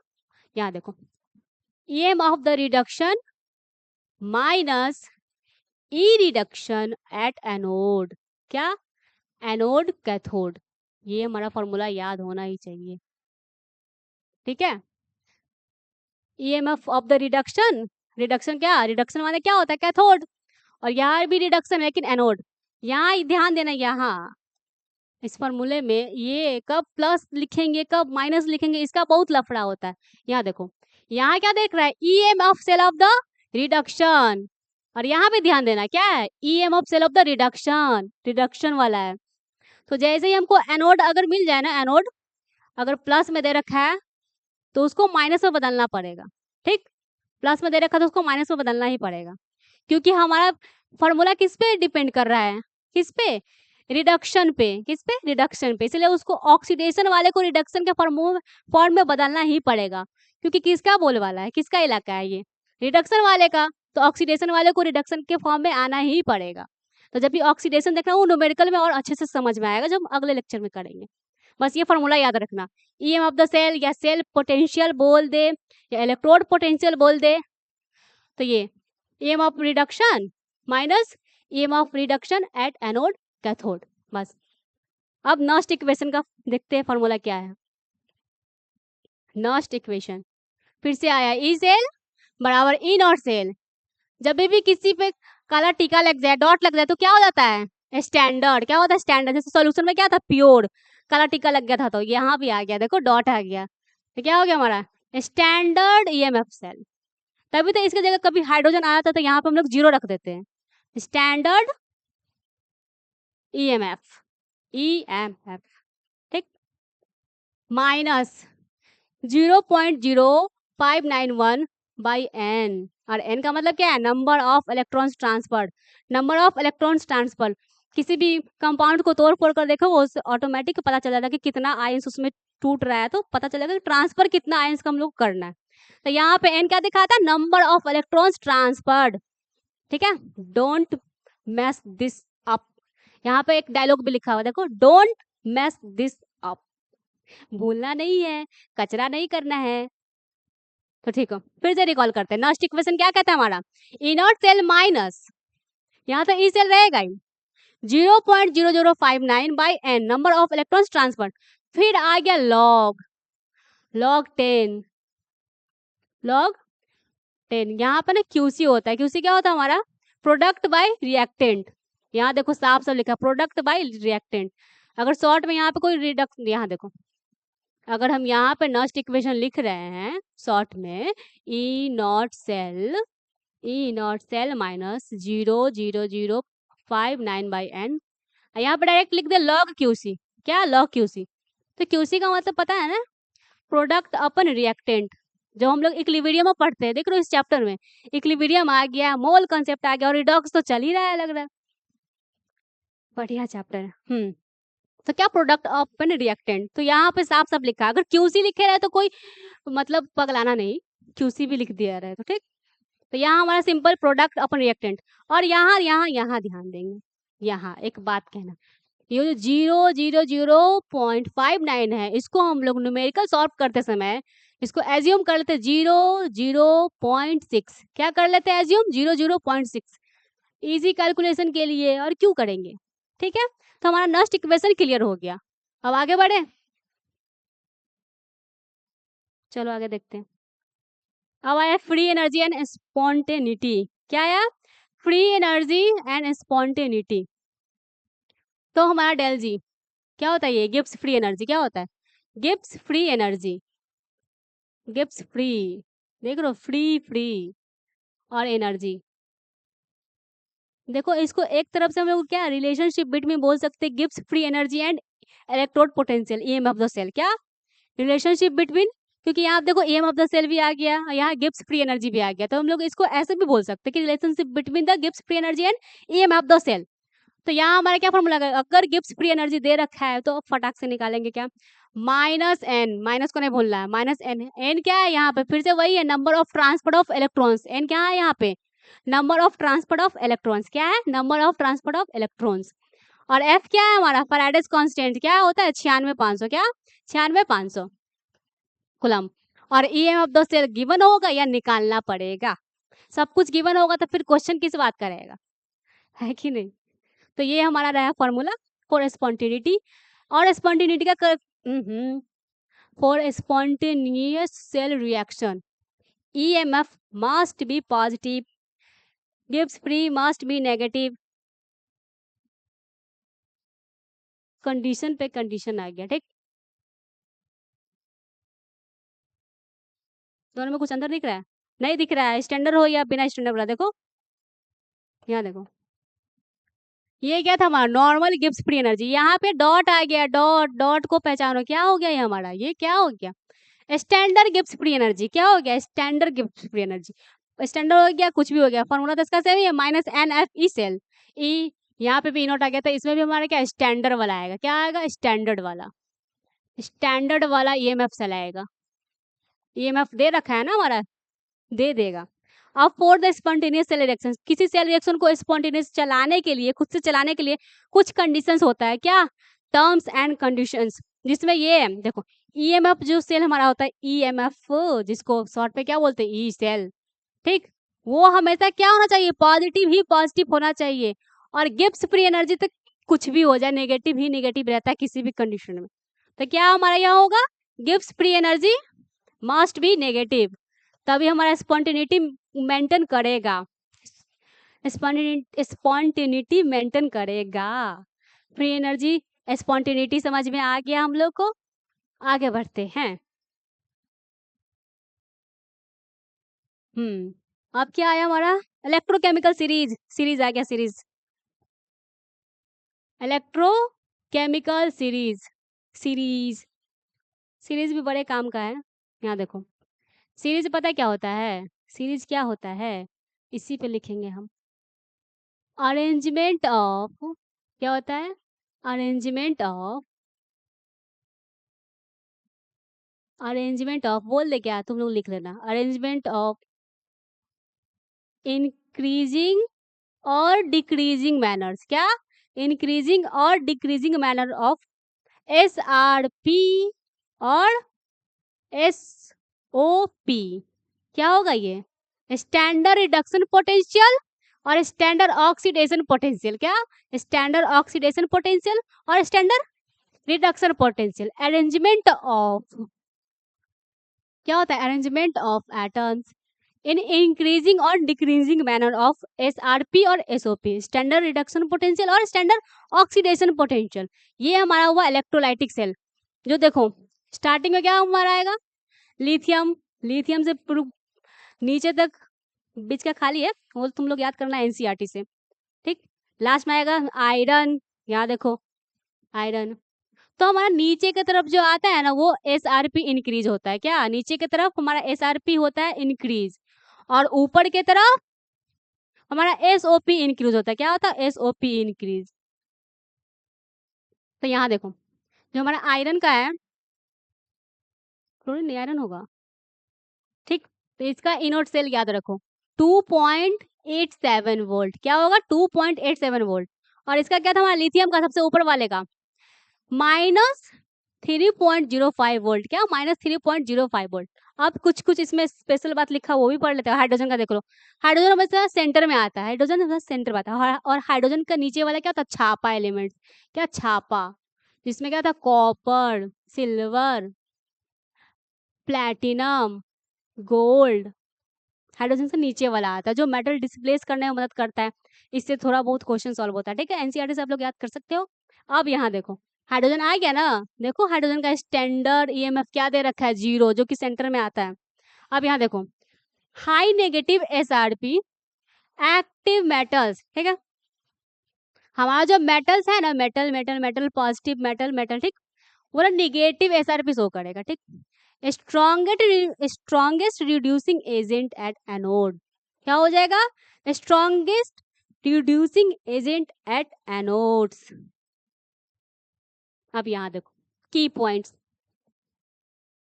डिस्प्लेसमेंट कैसे कैसे होता है, मेटल विद लो एसआरपी, ठीक, displace metal with higher SRP from the solution. क्या कह रहा है इसमें, जो मेटल हमारा को लो एसआरपी डिस्प्लेस कर देगा मेटल विद हायर, हायर वाला लोअर को डिस्प्लेस कर देगा, simple.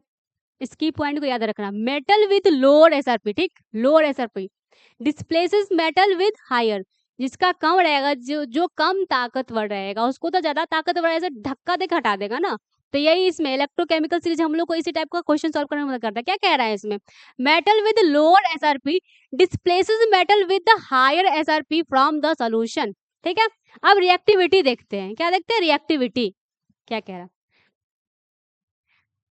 top metals like lithium, sodium, potassium react with cold water, ठीक है, react with cold water.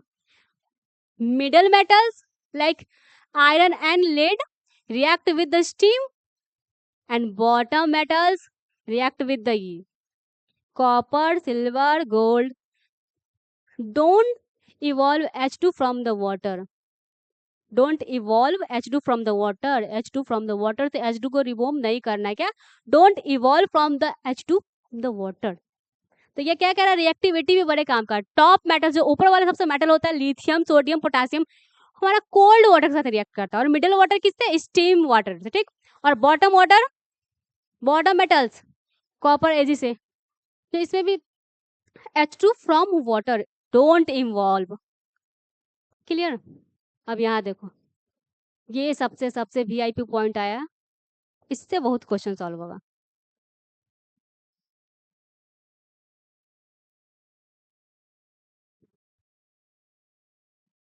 क्या है ये, high positive SRP non metal, ठीक है, नॉन मेटल वालों का high positive standard reduction potential है, तो स्ट्रॉन्गेस्ट ऑक्सीडाइजिंग एजेंट हो जाएगा, क्या हो जाएगा, strongest oxidizing agent directly proportional to, अगर कोई पूछे strongest oxidizing agent directly proportional to हो जाएगा रिडक्शन, क्या हो जाएगा, रिडक्शन, ठीक, रिडक्शन। देन कोई बोल दे स्ट्रॉन्ग रिडक्शन पोटेंशियल, ये क्या हो जाएगा, ऑक्सीडेशन, क्या हो जाएगा, ऑक्सीडेशन के डायरेक्टली प्रोपोर्शनल, ऑक्सीडेशन के। स्ट्रॉन्गेस्ट बोलो, या अगर क्वेश्चन में दे दे कि क्या है,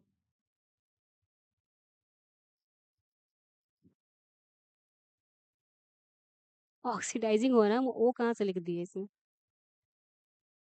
या ऑक्सीडाइजिंग पावर बोल दे, क्या, ऑक्सीडाइजिंग पावर, तो वो सीधे सीधे डायरेक्टली प्रोपोर्शनल क्या हो जाएगा हमारा, प्रोपोर्शनल रिडक्शन के, ठीक।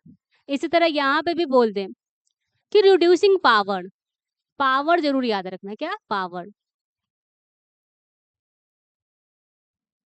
अब है क्या, रिड्यूसिंग पावर,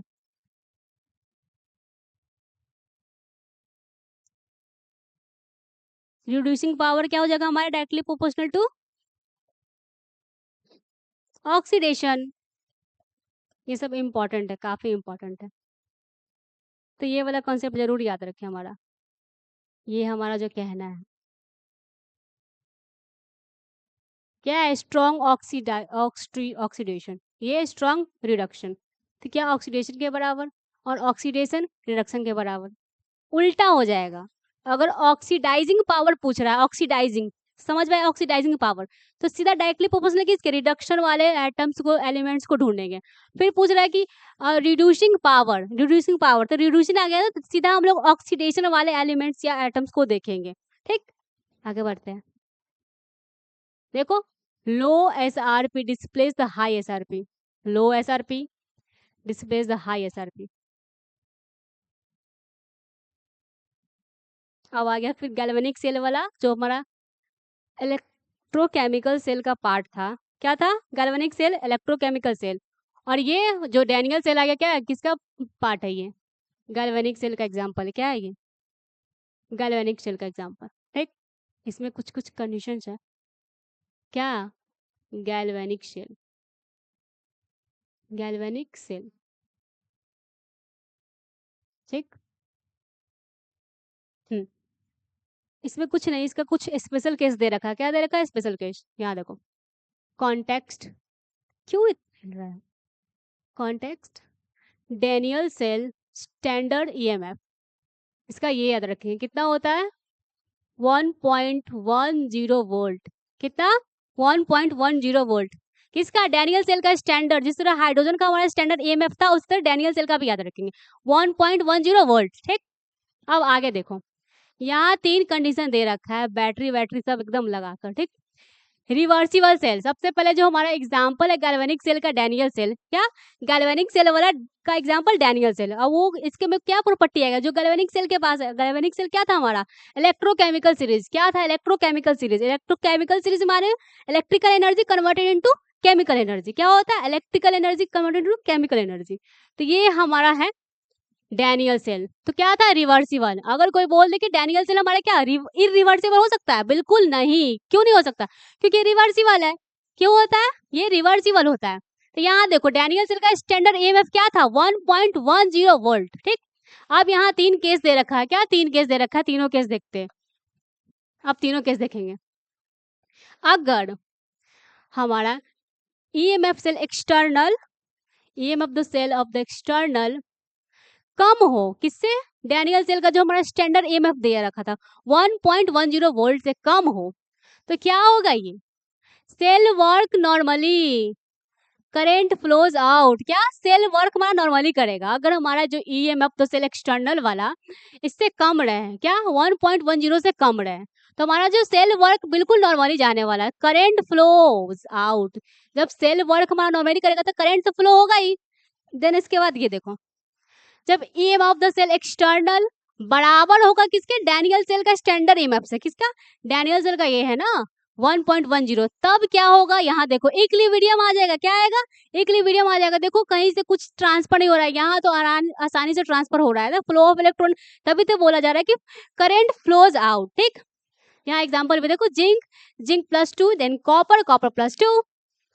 और यहाँ जो हमारा E external, EM of the external जो दे रखा है वो बराबर है डैनियल स्टैंडर्ड सेल का। ठीक। तो यहाँ क्या हमारा इक्विलिब्रियम आ गया। क्या आ गया? Equilibrium, no current flow, no chemical reaction. जाहिर सी बात है, नो करंट फ्लो तो नो केमिकल रिएक्शन। तो ये कंडीशन ज्यादा इंपॉर्टेंट है याद रखने के लिए, कि अगर डैनियल सेल जो हमारा रिवर्सिबल होता है, गैल्वेनिक सेल का ही पार्ट होता है, ईएमएफ एक्सटर्नल अगर कुछ दे रखा हो और ये बराबर हो डैनियल सेल के ईएमएफ से, किसके? डैनियल सेल के ईएमएफ से, तो क्या होगा? वहां पे इक्विलिब्रियम आ जाएगा। क्या आएगा? इक्विलिब्रियम, जहां ना करंट फ्लो होगा और ना केमिकल रिएक्शन होगा। अब थर्ड केस में देखते हैं, ईएमएफ एक्सटर्नल जो हमारा है वो ज्यादा हो गया है। अरे वाह, किससे ज्यादा हो गया हमारा? EMF cell of the Daniell cell से। हमारा जो ईएमएफ सेल है देखो, ये बड़ा हो गया। तो अब क्या होगा? देखते हैं। अब क्या होगा? सेल हो जाएगा रिवर्स्ड। ईएमएफ सेल से बड़ा डैनियल सेल से हमारा जो एक्सटर्नल ईएमएफ दे रखा हो, एक्सटर्नल ईएमएफ द सेल अगर बड़ा हो जाए इससे डैनियल सेल से, देखो यहाँ पे एक्सटर्नल ईएमएफ ग्रेटर देन 1.110, तो क्या है? ये बड़ा हो गया। तब यहाँ देखो, यहाँ ध्यान देगा, क्या हो गया हमारा? सेल ही रिवर्स्ड हो गया। यहाँ देखो, टूट फुट, सेल ही रिवर्स्ड हो गया, सेल ही हमारा रिवर्स हो गया।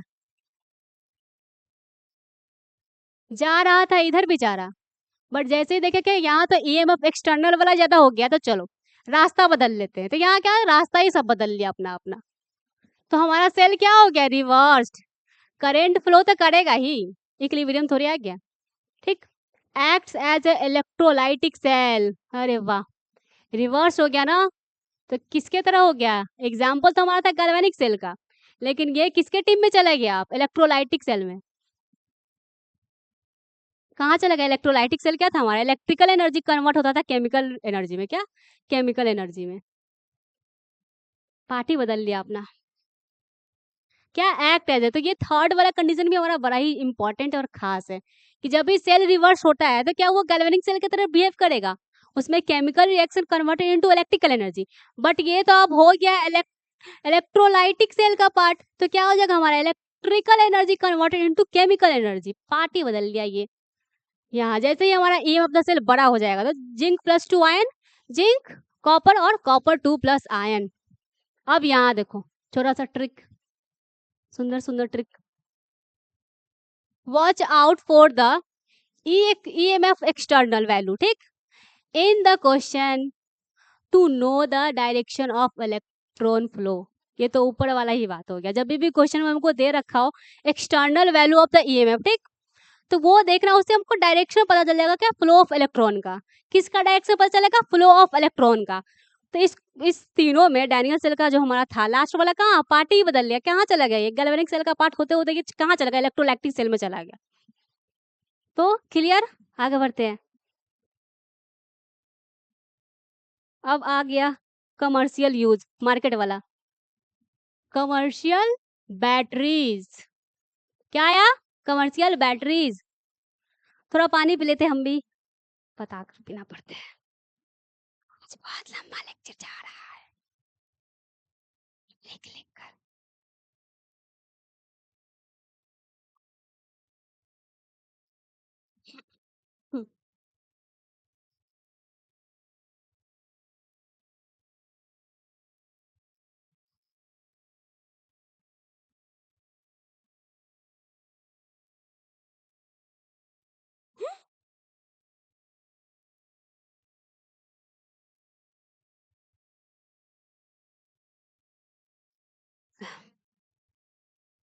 हम लग जाए यहाँ से, आउट।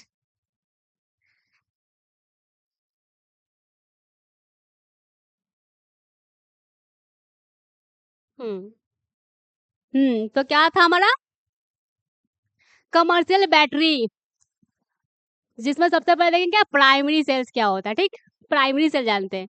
अरे वही वाला बैटरी, जो घड़ी का बैटरी खत्म हो जाता है तो क्या उसको चार्ज करने जाते हो या फेंक देते हैं, फेंक देते हैं ना।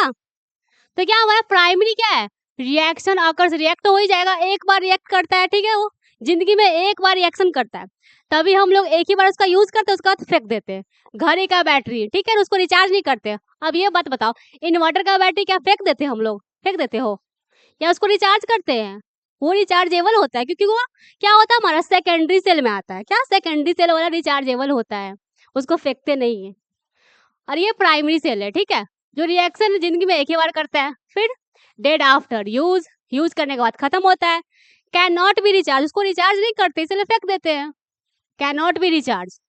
ठीक, इसका एग्जांपल देखो, प्राइमरी सेल का बड़ा सुंदर एग्जांपल हमारा क्या, ड्राई सेल, क्या बोलते हैं, लेक लांचे सेल, क्या बोलते हैं इसको, लेक लांचे सेल भी बोलते हैं ड्राई सेल को। यहाँ देखो इसका ड्राइंग भी बनाया हुआ सुंदर सुंदर सा, यहाँ देखो जिंक दे रखा है, जिंक कंटेनर है साइड में हमारे, क्या है, जिंक कंटेनर है साइड में, क्या दे रखा है। और फिर देखो कैथोड, जो ग्रेफाइट रॉड प्लस MnO2 है, क्या है, कैथोड हमारा किस चीज से मिला हुआ है, बना हुआ है मिलकर ग्रेफाइट प्लस रॉड MnO2। फिर यहाँ देखो जो हमारा सोल्यूशन इलेक्ट्रोलाइट दे रखा है, इलेक्ट्रोलाइट पेस्ट जो होगा इसमें वो है NH4Cl प्लस ZnCl2। ये सब याद रखने वाला बात है, अगर ड्राई सेल के बारे में कोई पूछ दे कि इसमें क्या कैथोड का कौन सा प्लेट था, तो ग्रेफाइट रॉड उसमें था और क्या था, MnO2, ठीक। और इसमें पूछेगा इलेक्ट्रोलाइट पेस्ट कौन सा था, तो ammonium chloride plus zinc Cl2, ठीक है। तो ये हमारा हुआ क्या, कमर्शियल बैटरी, जिसमें प्राइमरी सेल हम लोगों ने देख लिया।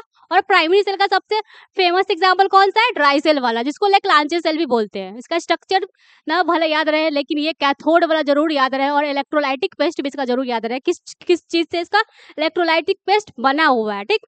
अब यहाँ देखो एनोड कैथोड वाला खेल फिर से आ गया, एनोड कैथोड वाला खेल फिर से आ गया, जो कि इम्पोर्टेंट है हमारा, क्या है, इम्पोर्टेंट, नहीं नहीं नहीं नहीं।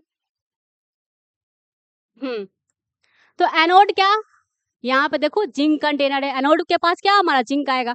देन कैथोड के पास क्या है, graphite rod plus MnO2 plus carbon, क्या आएगा कैथोड के पास, graphite rod plus MnO2 plus carbon.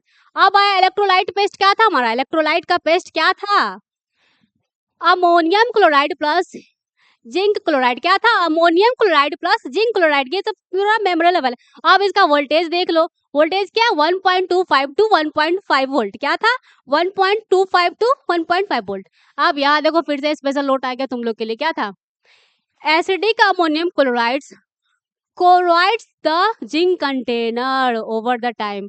अगर ज्यादा टाइम तक हम अमोनियम क्लोराइड्स को जिंक कंटेनर में रखें, क्या ज्यादा टाइम तक हम लोग अमोनियम क्लोराइड्स को जिंक कंटेनर में रखें तो लंबे समय तक उसको कोरोवाइड कर सकता है, क्या उसको कोरोवाइड मतलब रस्ट कर सकता है, क्या कर सकता है रस्ट, क्या कर सकता है रस्ट, लंबे समय तक अगर ये रहा तो ये हमारा ड्राई सेल जो कि एग्जांपल है प्राइमरी सेल का। और ड्राई सेल को दूसरा नाम क्या है लेक्लांचे सेल, जो इसका ये कैथोड वाला और पेस्ट याद रखना। अब आते हैं हम इसका,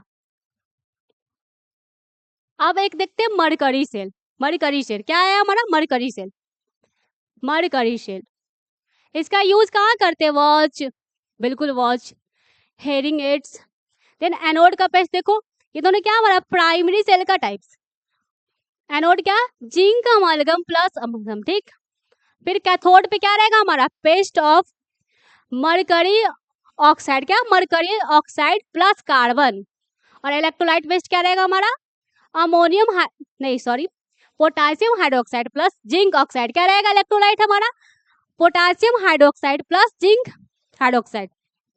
अब फिर से तुम लोग के लिए ट्रिक पे ट्रिक क्या है exam trick, overall reaction involve no ions in the solution, क्या no ions in the solution मतलब वोल्टेज रिमेन्स परफेक्टली कांस्टेंट। इसमें क्या रहने वाला है वोल्टेज रिमेन्स परफेक्टली कांस्टेंट, क्यों रहता है बहुत समय तक रहता है ना no ions in the solution, तो वोल्टेज रिमेन्स परफेक्टली कांस्टेंट, क्या रहने वाला कांस्टेंट रहने वाला। अगर कोई पूछ ही दे कि हमारे मरकरी सेल में जो कांस्टेंट रहने वाला परफेक्टली वोल्टेज है उसका क्या वैल्यू, तो क्या बोलेंगे 1.35 वोल्ट, क्या 1.35 volt throughout its life, पूरी जिंदगी के लिए, ये नहीं कि बदल जाएगा, थ्रो आउट इट्स लाइफ, तो ये याद रखेंगे, ठीक है। अब आगे बढ़ते हैं, अब आया हमारा सेकेंडरी सेल, क्या आया गया अब आया सेकेंडरी सेल जो हम तुम लोग एग्जाम्पल दे रहे थे ना इन्वर्टर वाला, ये रहा हमारा सेकेंडरी सेल में क्या क्या इन्वर्टर वाला एग्जांपल आ गया, उसका बैटरी हम लोग क्या फेंक नहीं सकते हैं, क्या मम्मी मारेगी फेंकती है तो, या मोबाइल का बैटरी उसको भी जल्दी नहीं फेंकते हैं,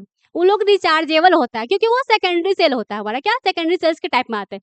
तो इसका सबसे बड़ा ही प्यारा सा एग्जाम्पल जो है हमारा लेड स्टोरेज बैटरी, क्या है लेड स्टोरेज बैटरी। तो अब सबसे पहले आप देखते हैं सेकेंडरी सेल का क्या क्या गुण है, क्या क्या गुण है भाई सेकेंडरी सेल का। प्राइमरी सेल का तो हम लोगों ने देख लिया, क्या होता है रिचार्जेबल होता है भाई साहब, ये रिचार्ज इसको कर सकते हैं हम लोग, क्या बैटरी को रिचार्ज दोबारा कर सकते हैं। Operates as voltaic cell when discharging, जब भी हमारा बैटरी डिस्चार्ज हो जाता है तो उसको हम फिर से चार्ज करना चाहिए, मोबाइल का इन्वर्टर या बहुत सारे ऐसे चीज और भी है, तो उसको बोलते हैं सेकेंडरी सेल, उसको फेंक नहीं देते हैं। अब सेकेंडरी सेल का सबसे खूबसूरत एग्जाम्पल क्या बोले हम लीड स्टोरेज बैटरी, क्या उसमें लीड स्टोरेज बैटरी ही रहेगा। अब आया इलेक्ट्रोलाइटिक सेल, ठीक इलेक्ट्रोलाइटिक सेल व्हेन रिचार्जिंग। अब यहाँ देखो फिर से इतना सुंदर सा ड्राइंग है जिसमें बता रखा है कि 38% of the sulphuric acid density भी इसका दे रखा है, ठीक है। फिर कैथोड पे क्या रहेगा हमारा PbO2 बस ग्रिड, PbO2 बाय ग्रिड। फिर एनोड पे क्या रहेगा हमारा बस एनोड कैथोड, जब भी बैटरी पड़ा तो एनोड कैथोड पे क्या बनने वाला वो याद रहना चाहिए, तो एनोड पे क्या रहेगा हमारा लेड और कैथोड पे PbO2। अब डिस्चार्ज रिएक्शन देख लेते हैं, तभी तो हम लोग चार्ज करते हैं इसको, फेंक नहीं देते। डिस्चार्ज रिएक्शंस, डिस्चार्ज रिएक्शन क्या होगा एनोड पे क्या हमारा है पीवी प्लस सल्फेट, क्या बन जाएगा हमारा PbSO4 plus 2 electrons. Then cathode पे क्या बनने वाला है हमारा PbO2 plus 4 hydrogen plus SO42 minus plus 2 electron, से बड़ा लंबा हो गया इसका PbSO4 देन 2H2O। क्या कैथोड पे क्या क्या बन रहा है यहाँ देखो फिर से एक बार PbO2 प्लस 4 हाइड्रोजन, क्या 4 hydrogen plus plus SO42 minus plus 2 electron. Then last में क्या आया हमारा सर PbSO4 एंड 2H2O, ठीक। अब यहाँ देखो इसमें जो हमारा सेकेंडरी सेल में जो हमारा लेड स्टोरेज बैटरी होता है उसमें H2SO4 is consumed, H2SO4 is consumed. फिर रिचार्ज रिएक्शन, डिस्चार्ज रिएक्शन देख लेना भाई सब, ये इंपॉर्टेंट है, क्या है ये इंपॉर्टेंट है हमारे सेकेंडरी सेल में discharge reaction and recharge reaction, क्या रिचार्ज रिएक्शन थोड़ा सा इंपॉर्टेंट है। इसको ऊपर ऊपर से भी याद रखोगे तो याद हो जाता है, ठीक है, इतना भी टफ नहीं। बस याद रखें सेकेंडरी सेल में क्या लेड स्टोर रहता था, लेड वाला तो आना ही आना है। अब रिचार्ज रिएक्शन देखो, recharge reaction just flip it, just discharging का उल्टा है, ये वाला जो हमारा कैथोड वाला जो आया था ना, बस इसको फ्लिप कर दो, उल्टा कर दो, हमारा रिचार्जिंग वाला रिएक्शन आ जाएगा। यहाँ देखो, यहाँ क्या था हमारा PbSO4 लास्ट में बन रहा है, यहाँ देखो 2PbSO4 प्लस 2H2O, ये सबसे पहले आ गया। देन उसके बाद Pb प्लस PbO2 क्या आया, देन उसके बाद 2H2SO4। अब यहाँ देखो, इसमें देखो हमारे डिस्चार्जिंग में क्या था, H2SO4 कंज्यूम हो रहा था, डिस्चार्जिंग रिएक्शन में H2SO4 कंज्यूम हो रहा था। लेकिन यहाँ देखो रिचार्जिंग में रिचार्ज डिस्चार्ज भाई साहब उल्टा ही, देखने से ही सुनने से लग रहा है रिचार्ज डिस्चार्ज, इसलिए इसका उल्टा होगा। जिसको डिस्चार्ज रिएक्शन याद हो जाएगा वो ना बस समझना कि just opposite of the discharge reaction is recharge reaction. तो अब डिस्चार्ज याद हो गया तो ये भी याद हो जाएगा हमारा क्या, H2SO4 इसमें रीजेनरेटेड होता है, किसमें, H2SO4 sulphuric acid is regenerated in recharge reaction, और H2SO4 इज कंज्यूम इन किसमें, किसमें भाई, डिस्चार्ज रिएक्शन। क्लियर, आगे बढ़ते हैं। अब आया फ्यूल सेल, क्या होता है फ्यूल सेल, क्या होता है फ्यूल सेल, बहुत सुंदर नाम, फ्यूल सेल मतलब ईंधन कैसे जलता है। इतना तो हम लोग देख लिए कि इलेक्ट्रिकल एनर्जी केमिकल एनर्जी में कैसे बदलता है, फिर केमिकल एनर्जी इलेक्ट्रिकल एनर्जी में कैसे बदलता है। आप देखते हैं फ्यूल सेल का क्या कमाल है, क्या है, converts combustion energy of fuels. क्या होता है कन्वर्ट्स, इसमें तो पता था कन्वर्जन ही पड़ा, क्या इंटरन कन्वर्जन था ना, तो यहाँ भी आ गया converts combustion energy of fuels, जिसमें क्या आएगा hydrogen to cobalt and methane. Methane तो आएगा ही भाई, बायो वालों को भी पता है मीथेन, ठीक। कौन कौन सा आने वाला फ्यूल में, H2CO एंड मीथेन। यहाँ देखो डायरेक्टली इनटू इलेक्ट्रिकल एनर्जी, हमारा जो ये कंबसन डायरेक्टली इलेक्ट्रिकल एनर्जी में बन जाता है, रन्स कंटिन्यूसली, नहीं runs continuously as long as reactant as fed, हमेशा चलते रहता है जब तक कलर इसका फेड फीका ना पड़ जाए। तो क्या बोलेंगे फ्यूल हुआ हमारा converts combustion energy directly into the electrical energy, कोई बीच में इसमें केमिकल एनर्जी नहीं आ रहा, डायरेक्टली इलेक्ट्रिकल एनर्जी। तभी तो हम लोग कभी मीथेन मतलब गांव में जो गोबर गैस उससे खाना बनता है, क्या होता है वो वही होता है हमारा, डायरेक्टली फ्यूल किस में कन्वर्ट हुआ हमारा इलेक्ट्रिकल एनर्जी में, कोई बीच में नहीं आ रहा है। अब यहाँ देखो फिर से इसमें एनोड के बारे में देखना है, एनोड पे क्या रिएक्शन आ रहा है, फिर कैथोड पे, देन उसके बाद ओवरऑल देखेंगे।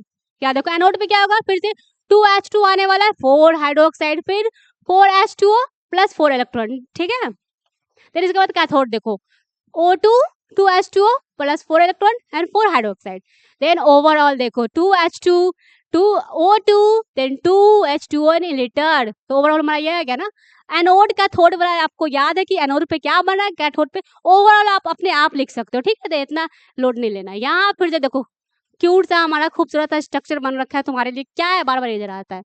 यहाँ देखो H2 गैस अंदर जा सकता है, क्या H2 गैस अंदर जाएगा, ठीक, O2 गैस फिर अंदर जाएगा 2 यहाँ देखो कंसंट्रेटेड क्या है एक्वस NOH, जो हमारे अंदर जाएगा तभी तो कुछ ना कुछ सोल्यूशन रहेगा ना, कंसंट्रेटेड NOH वाटर H2O।